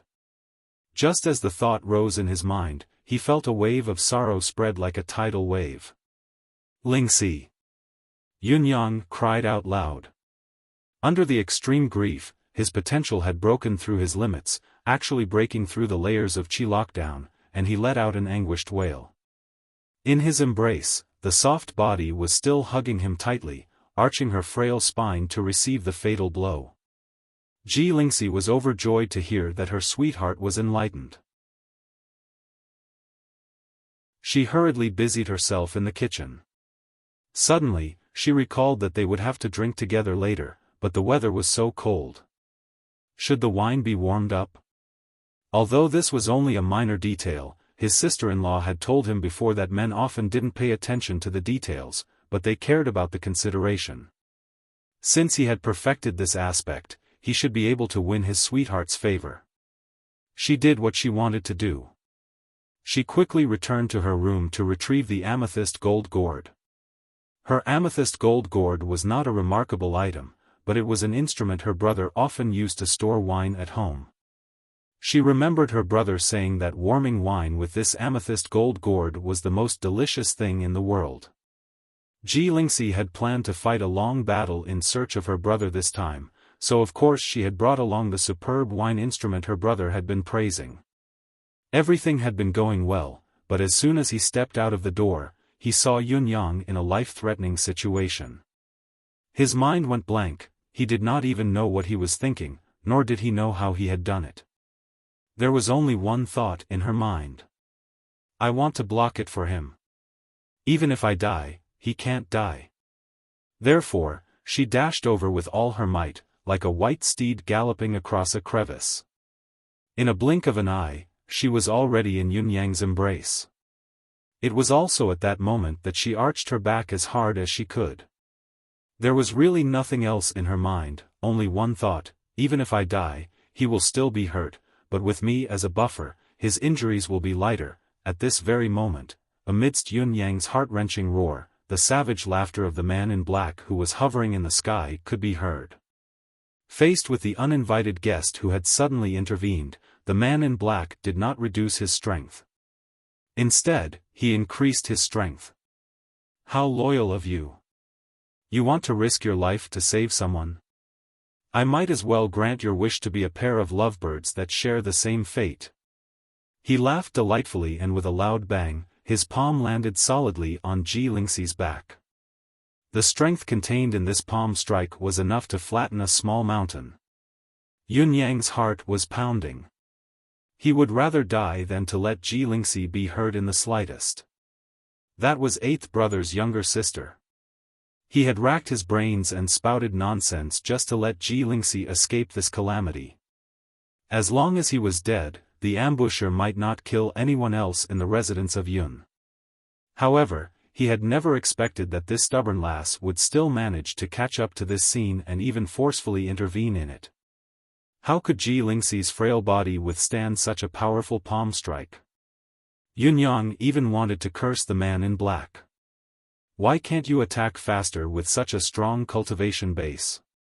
How could you allow a girl to enter your attack range? Why the f***ck did you retract your cloud just now? Why did you reveal yourself? Are you in a concave pose? If you had just killed me, this wouldn't have happened. However, at this very moment, Yunyang, the man in black, and Ji Lingxi heard the angry curse coming from somewhere at the same time.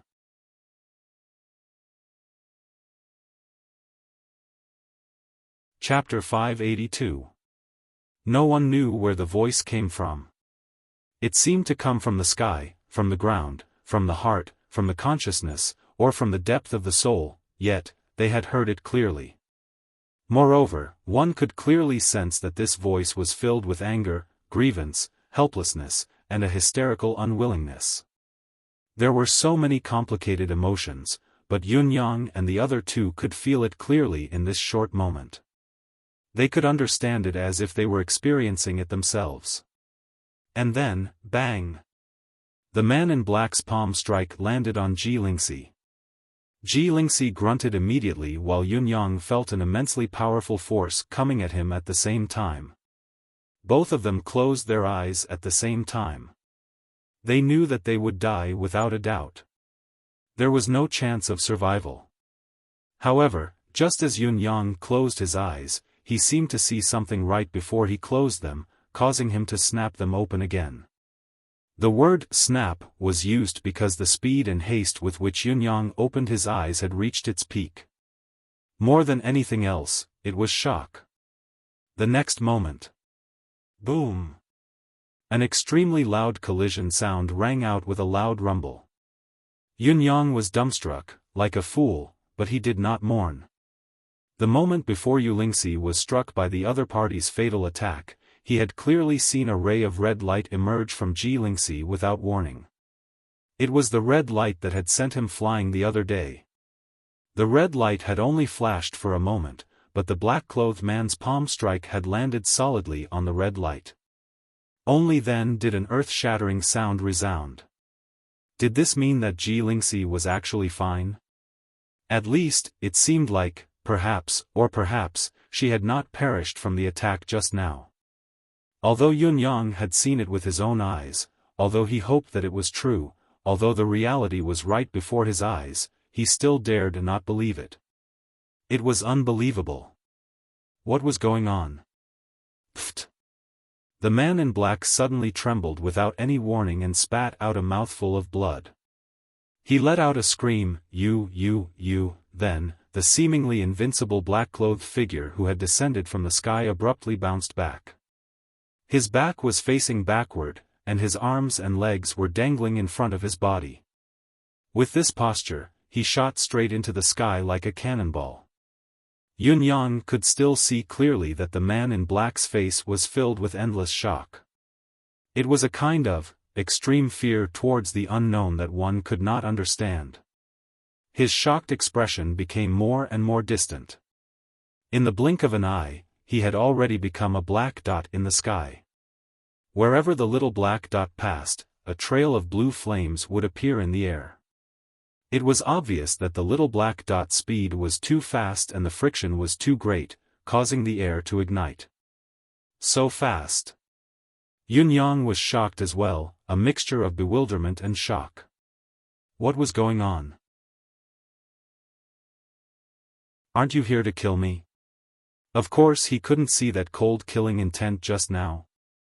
But why did he suddenly display such a shocking speed and leave in such a hurry? What exactly are you trying to do? Just as Yun-yang was deep in thought, the tiny black dot in the sky sped up instead of slowing down and disappeared without a trace. Yun-yang, who was hugging Ji Lingxi in his arms, felt his mind go blank. Countless question marks assaulted him. No matter how intelligent he was, he still could not comprehend the strange phenomenon before him. This man in black's aura is astonishing. His cultivation base is so strong that it's difficult for me to match him. Besides, the malicious intent that he had when he descended from the sky has already shown that he's not here with good intentions. I believe that even if all the experts in Tiantang City were to gather, it would still be difficult for them to defend against his destructive strike just now. Forget about being forced. Just his last move of shooting up into the sky like a rebound and still being able to display such shocking speed in such an awkward posture, his cultivation base is already frightening enough. Just based on the speed at which he shot into the sky with his back and disappeared from sight, I'm afraid he's already above Ling Xiaozui's. Could it be that this person is the unrivaled expert in this world? Yun-yang pondered silently.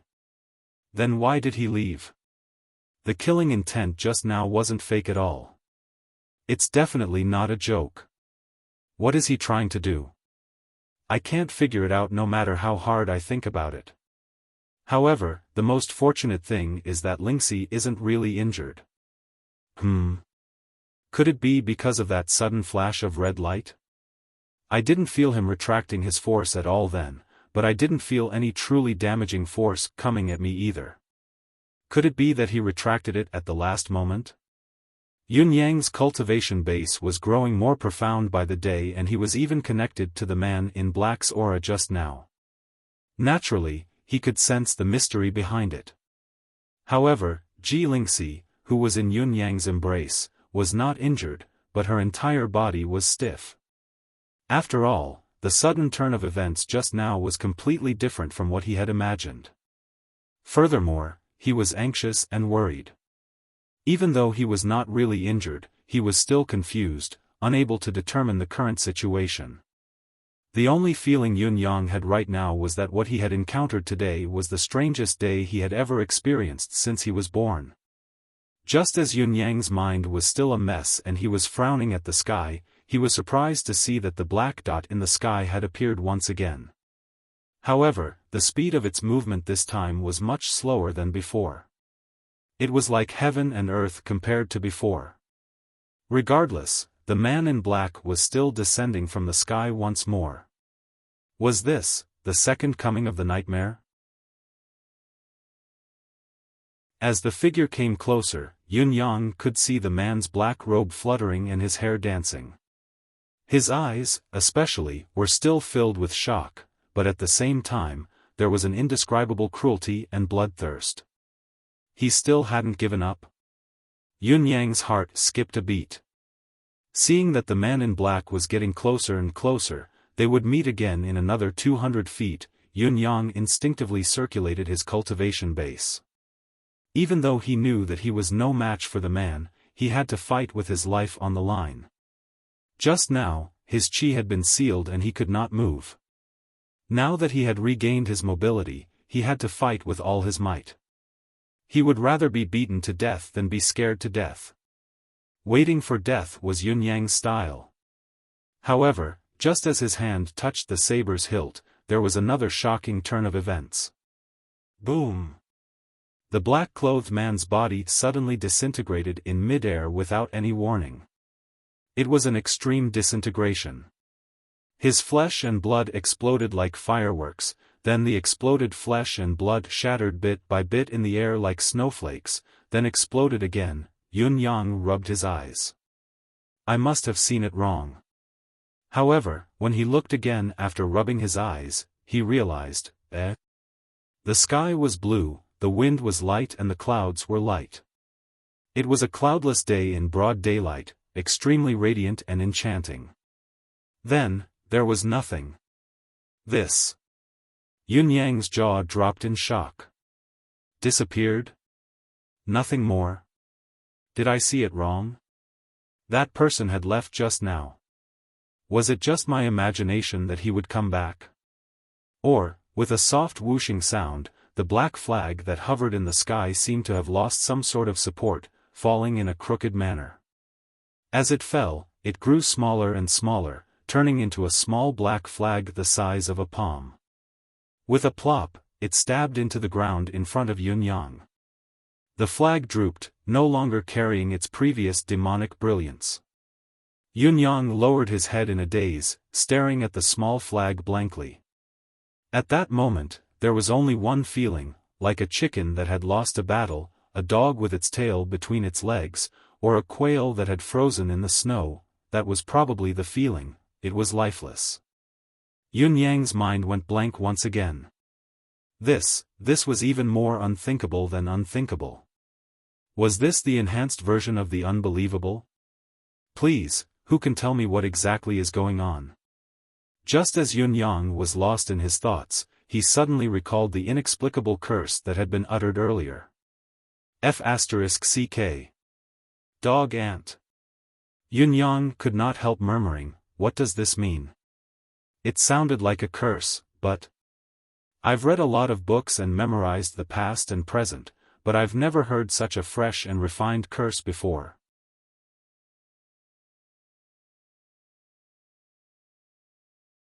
Chapter 583. Yun Yang's thoughts were muddled, completely overwhelmed by the series of events that should not have happened, that could not have happened. The series of strange events had already far exceeded Yun Yang's understanding of this world's cultivators. Even before he lost his cloud manifestation, Yun Yang knew that it would be difficult for him to gather such a massive amount of cloud chi, not to mention the terrifying power contained within the dark clouds.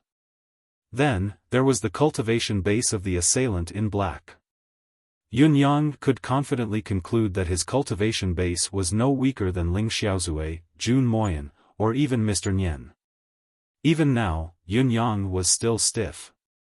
His heart was still thumping wildly as if it could jump out of his mouth at any time. The thick sense of death that had surrounded him earlier had yet to dissipate. His hairs were still standing on end as he remained in a creepy state. It was a situation where he had to die, there was no chance of survival. The real black clouds, the real monstrous demonic flames, the real expert, the real killing intent, the real killing move, the real certain death, the real. Even that malevolent face, that hand that was already in front of him to save his life, everything was so real. There was not a hint of falsehood in it. Yun Yang could guarantee and affirm that everything that had happened was real and had really happened before.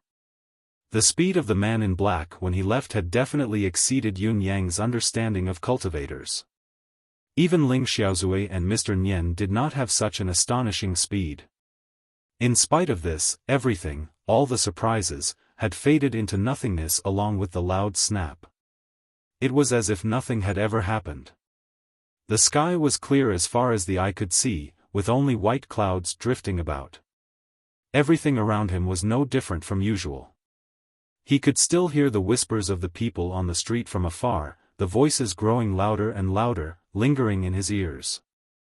Yunyang heaved a long sigh. He was finally sure of one thing: the crisis was over, the death threat had been averted. Although the encounter was equally inconceivable and unbelievable, it had truly been averted. In his embrace, Ji Lingxi was still in the same position as before, hugging him tightly, her back arching with all her might. Warmth and gratitude rose from the bottom of Yunyang's heart. At the same time, there was a subtle feeling of sharing life and death with you. It was as if the woman in his arms was inextricably linked to his life at this moment. I'm alive, you're in. You die, I go. A phrase that Yun Xiaoyao often said suddenly rang in his ears. What is the most important thing in this world? Life.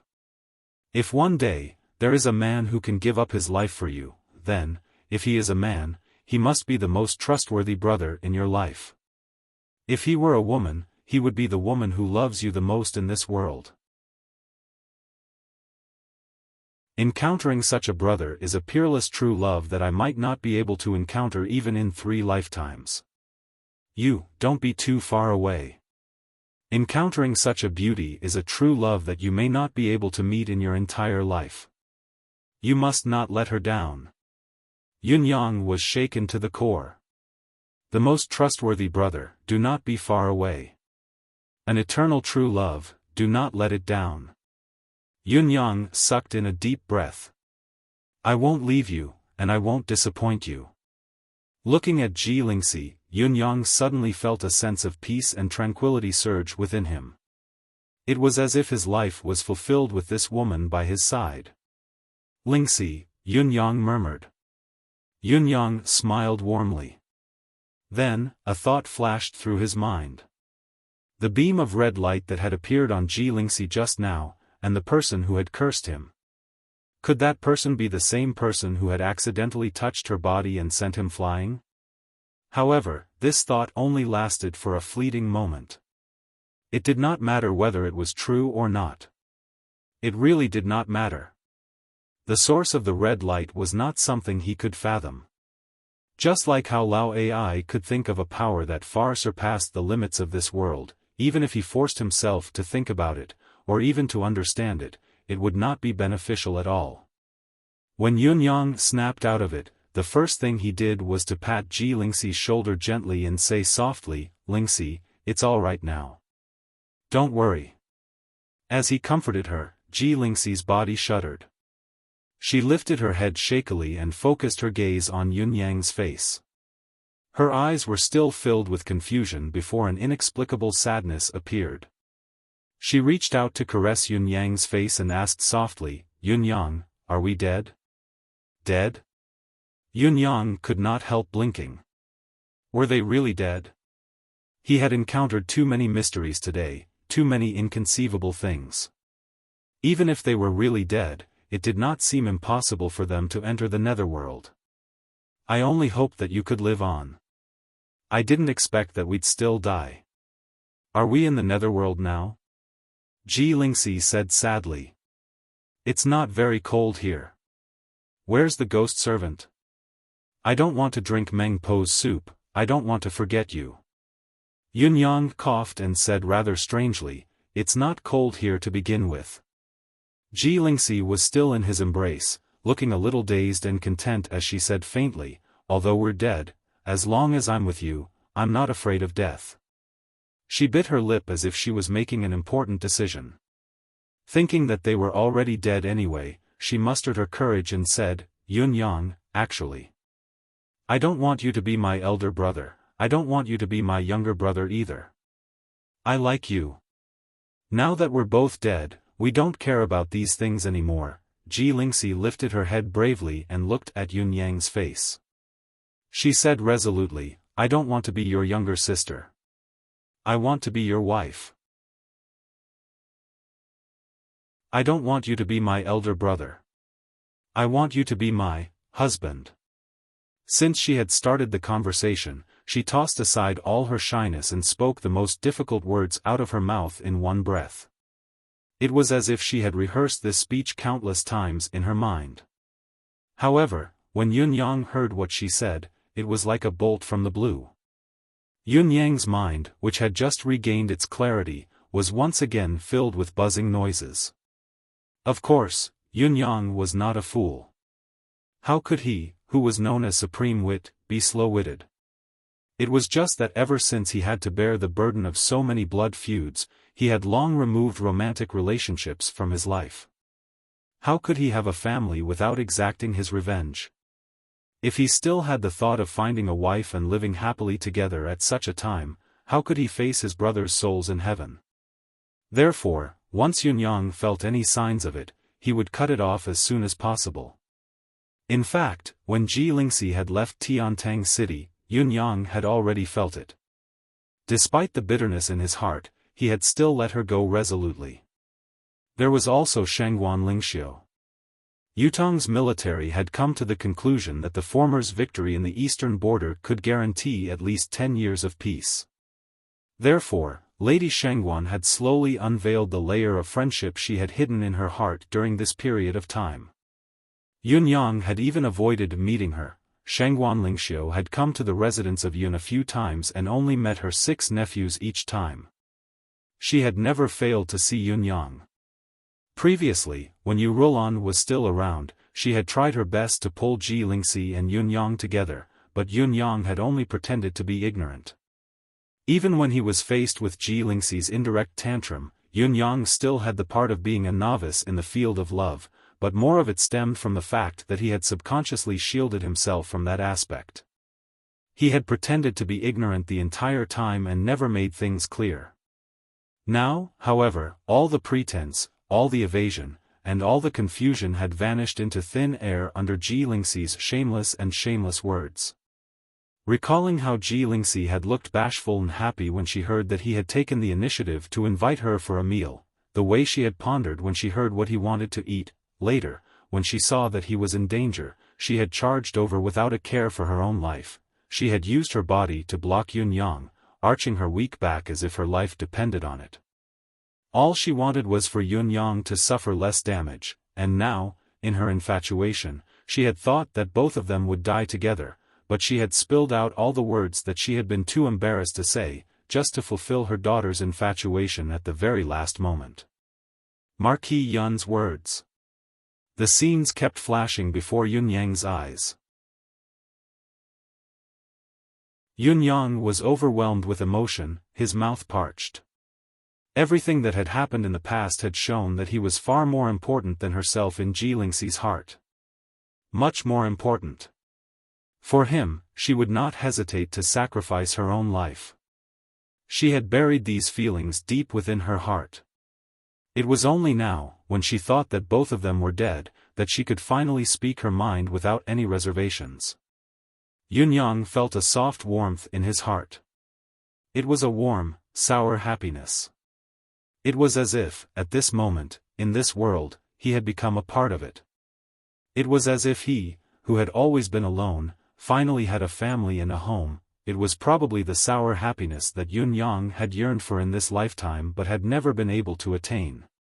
He hugged Ji Lingxi gently and said softly, "Actually,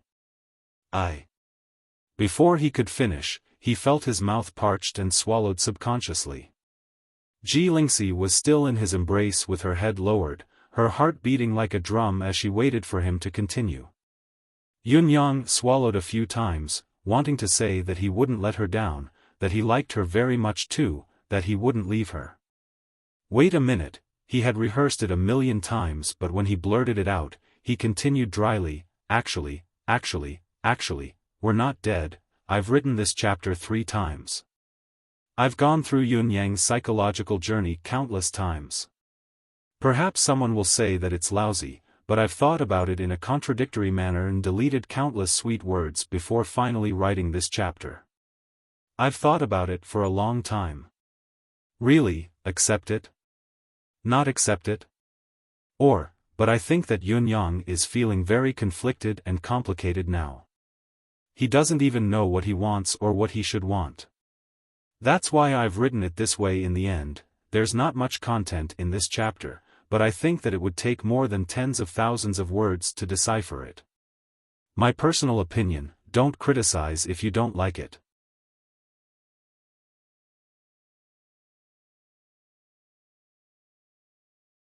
Chapter 584. Ji Lingxi lifted her head abruptly, her eyes flickering with extreme shyness, shock, and fear. There was also a lot of confusion, anxiety, and confusion mixed within. She extended her hand gently and murmured, "He's not dead." "How?" Her hand caressed Yun Yang's face. It felt warm. Then, she touched her own face. It was warm as well, even a little scalding. Soon after, he twisted his thigh forcefully, and a piercing pain immediately assaulted his heart. Everything was clear. He really was not dead. Ah! Ah! Ji Lingxi screamed and struggled out of Yun Yang's embrace. She lifted her head to look at the sun, then lowered it to look at her own shadow. Her hands touched herself frantically, looking at the clothes on her body.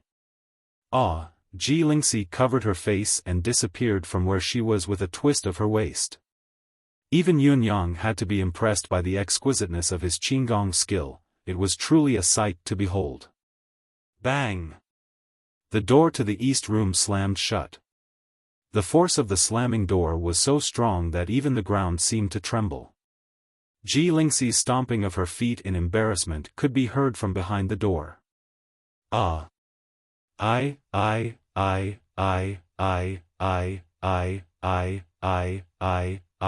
I'm so embarrassed.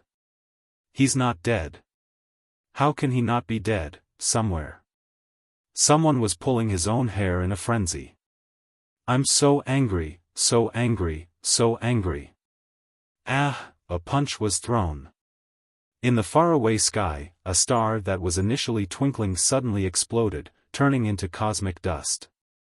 Someone beside him comforted him. "What are you doing? You should be happy now. Our daughter has good taste. She's generous and bright." A certain someone was still looking like he wanted to kill someone. His expression was ferocious as he jumped up and down in the air. Ah! I've raised this cabbage for so many years. I want to slaughter that pig. I must slaughter that pig. Ah! Behave yourself. A woman's voice bellowed, "Who do you want to kill? Tell me. Who do you want to kill?" A certain someone's expression instantly regained its clarity. He clasped his hands behind his back, and with a dignified demeanor, he said in a deep voice, "Old 8, old 9, let's go play cards with Big Boss. It's a good thing to win some money."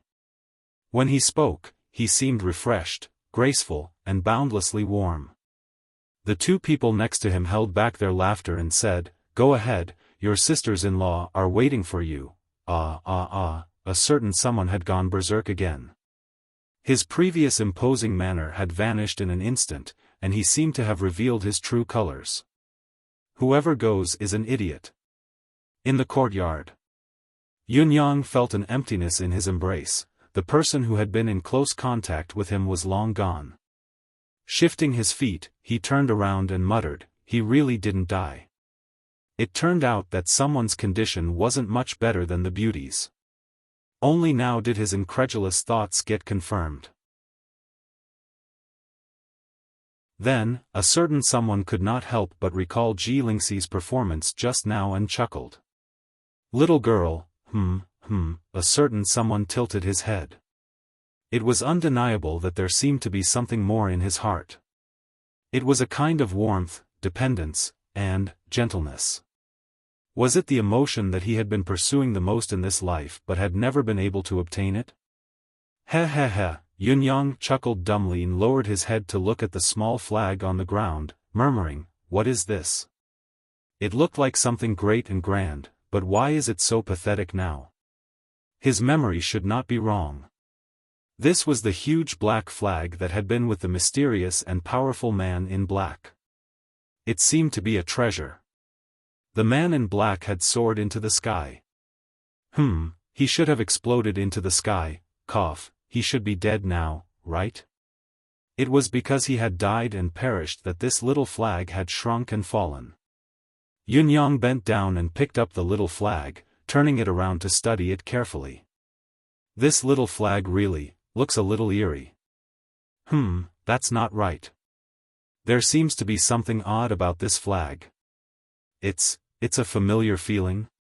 Yun-yang toyed with the small black flag and actually felt a sense of familiarity. The sense of déjà vu was hard to suppress, and he could not help frowning in deep thought. When have I seen this thing? That's not right, I've never seen it before. If I had, I wouldn't have forgotten about such a strange thing. But, this familiar feeling, what's going on? It looked like there was going to be another incredulous incident today. Just as he was pondering and letting his imagination run wild, he suddenly felt an indescribable power from the flag. It flowed along his hand that was holding the flagpole and slowly entered his body. Then it disappeared. As for that force. Yun-yang frowned as his thoughts raced. He suddenly recalled that it was when he was in the Empire of Zio. He had once used the Empire of Zio's imperial seal and allowed Emi to absorb the people's willpower and the nation's providence. The force before him seemed to be very similar to the nation's providence. No, it was almost the same thing. However, how could there be such a force of providence on a flag, and on such a strange and sinister artifact at that? Furthermore, this force of providence did not belong to mystical qi cultivation. He did not know how to absorb and manipulate it at all, only Emi knew. Why would it take the initiative to absorb it now? Could it be that Emi had woken up? Yun-yang was shaken. He called out to it a few times but realized that it was all for naught. Emi was still uncontactable. In spite of this, Yun-yang was shocked to realize that the energy that was similar to the power of providence was separating more and more from the flag, flowing into his body bit by bit. Yun-yang then stuffed the tiny flag into his embrace. Since Emi needed this, he would absorb it as much as possible. It was something that came to him for free anyway, it would be a waste if he did not use it. However, what exactly was this thing? As time went on, Yun-yang realized that the tiny flag would initially release a stream of air the size of a strand of hair, absorbing it bit by bit. As time went on, the flow of the force of providence grew larger, gradually turning into a trickle before gradually transforming into a torrential river. It was like rivers converging into the ocean, rivers converging into a river. When the afternoon came, Yun-yang took out the tiny flag again, wanting to fiddle with it and study it. Just as he took it out, the tiny flag turned into dust with a loud crack and slowly dissipated, never to be seen again. Yun-yang stared at the black shards that were almost invisible on the ground with a dumbfounded look and murmured, "Gone? Gone just like that? How could it be gone?" Yun-yang's heart was truly pained. This was obviously an incredible treasure. In fact, anything that could store providence and even manipulate it were all rare treasures that were hard to come by. How could it be gone in less than an afternoon when it had been in his embrace? What a pity, what a pity. Yun-yang sighed, his tone still filled with regret. If he was not mistaken, this tiny flag was the culprit that allowed the other party to find him directly. Even if the treasure of providence was not taken into consideration, the fact that this tiny flag could allow the other party to locate him accurately among the tens of billions of people in the continent was already a heaven-defying ability. As long as this tiny flag remained in his hands, it would be even more impossible for others to find him. In addition, it came with a large amount of providence. It was indeed a superb item. Just as he was feeling pleased with himself for understanding it, he realized that the treasure had already turned into dust. It was such a waste of God's gift. His frustration was indescribable.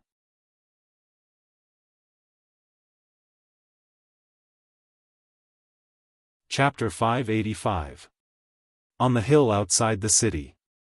The man in white from the school of Kismet State, who had appeared once before, stood up abruptly. His expression was filled with disbelief, extreme shock, and indescribable anger and sorrow. Elder Yen and the Providence flag's aura have both disappeared. At this moment, his face was as pale as a sheet of paper. There was even panic and helplessness in his expression. What did it mean that their auras had disappeared at the same time?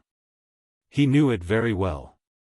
Although a skilled cultivator had the ability to suppress or even temporarily erase their own aura and a spiritual artifact had the ability to conceal itself, there could only be one situation when both disappeared at the same time. The man was dead and the flag was destroyed. Only when both of them perished would their auras disappear. Other than that, there was no other possibility. However, what cultivation base does Elder Yen possess? Even if we were to go through all the experts in this world, he should be among the top of the world. Even if Ling Xiaozui and Dugu Chou were to join forces, the most they could do was make Elder Yen retreat. It would be difficult for them to kill Elder Yen. Who was it? Who was it that had such an ability to completely annihilate Elder Yen? The Providence flag is a spiritual artifact of providence that stabilizes the continent's providence. It has never been damaged for tens of thousands of years. In the truest sense, it's impervious to weapons, water, and fire. Even if lightning strikes, it won't be able to damage the Providence flag. How could it be? What the hell happened? The eyes of the white-clothed man were filled with deep fear. Because he thought of something else. If the person who could easily kill Elder Yen and damage the Cosmos Luck flag wanted to kill him, it would probably be much easier than killing a chicken. Oh my God, the man in white paled. I must report this to the school immediately. That's right, I didn't ask why Elder Yen would suddenly bring the Cosmos Luck flag here. Could the purpose of his trip be the source of his injury? Throughout the day, Yun Yang had been shocked, bewildered, enthralled, shocked, and regretful due to the many changes that had taken place. He had tasted a multitude of emotions that were tangled and complicated. It was rare for him to be at peace. However, the others were equally overwhelmed with emotions. The black cloud suddenly disappeared. It came extremely abruptly and aggressively, covering the heavens and earth, but it retreated even more abruptly, even more inconceivably. That process really only lasted for a moment, and then it was over. The whole of Tiantang City could not help feeling strange, surprised, and incredulous. All the people of the Jianhu, the assassins, and the sects were all in a state of confusion. No one understood what was going on. However, everyone was sure that something must have happened. Just now, when the Black Cloud Emperor descended, everyone felt that unparalleled and irresistible peerless power. It was real and not an illusion. But why did the source of such power suddenly disappear? Nanshan Hill outside the city. The two figures sensed that the aura of the Cosmos Luck flags in the city had disappeared, and they appeared at the same time. The two of them looked at each other and saw the deep fear in each other's eyes. It was an emotion that had been separated from them for far too long. Even when they had faced the 9 Supremes back then, they had never felt the slightest bit of fear despite finding it tricky and difficult to handle. Yet now, they were actually afraid. He's been killed. Mr. Nyen sucked in a deep breath. His voice was extremely grim. It sounded like a question, but it also sounded like an emphasis. It's not as simple as being killed. He didn't even have the strength to fight back. He was killed in a single move. The other person's gaze was flickering. He felt goosebumps all over his body. This fellow came here openly, obviously looking for trouble. He was already prepared to fight. It's impossible for him to be ambushed, and no one from Yutong can ambush him. Mr. Nyen enunciated each word clearly. Even if it's an ambush, to be able to kill him in a single move, what level of ability does one need? The other person said, this fellow's skull may not be very bright, but his true cultivation base is slightly lower than ours, but it won't be too much lower. At the very least, both of us can only defeat him, but we can never kill him. When it comes to killing him, let alone one of us, we might not even be able to do it even if we join hands.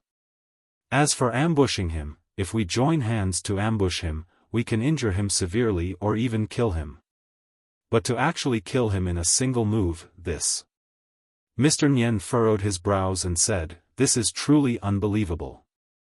If the person who killed him were to face us." The other person's face was rather pale as he subconsciously voiced the question that had been lingering in his mind. The same. Mr. Nian was very certain. There's only death.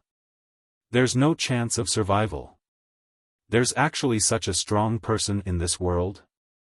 How is this possible?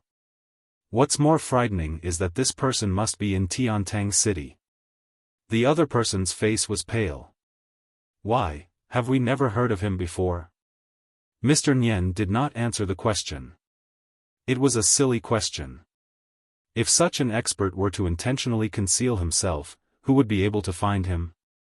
What I'm concerned about now isn't who this person is.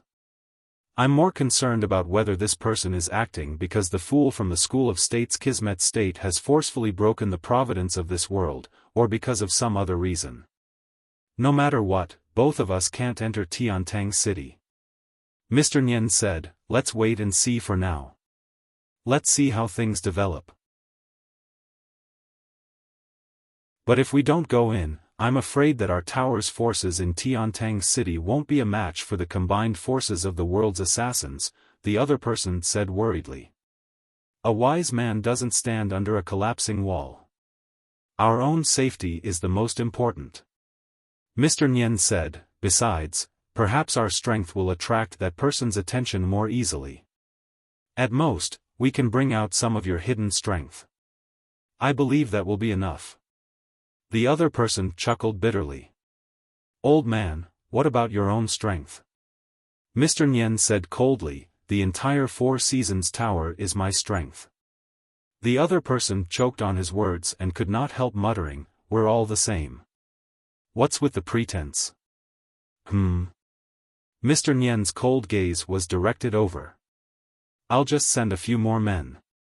The dark clouds came and disappeared abruptly. The entire process was filled with a sense of mystery and terror. It was thought-provoking and thought-provoking. In spite of this, the tense atmosphere in Tiantang City that was initially at daggers drawn was suddenly relaxed. Whether it was the assassins, the Four Seasons Tower, or the princes who had their own agendas, they instinctively chose not to make a move, despite not understanding what had happened. The top-notch assassins who had entered the city because of the dictum of death would hear about the incident as soon as they entered the city. All the assassins who had taken advantage of the situation were groaning inwardly. *CK, the dictum of death had finally appeared in the world. They had thought that spring had arrived for the assassins, but now that they had arrived, they realized that this was spring. This was obviously the harsh winter. You're tuning into the Xiaofan's Wuxia Tales YouTube channel. Don't forget to subscribe and join us on this journey to catch the most captivating stories.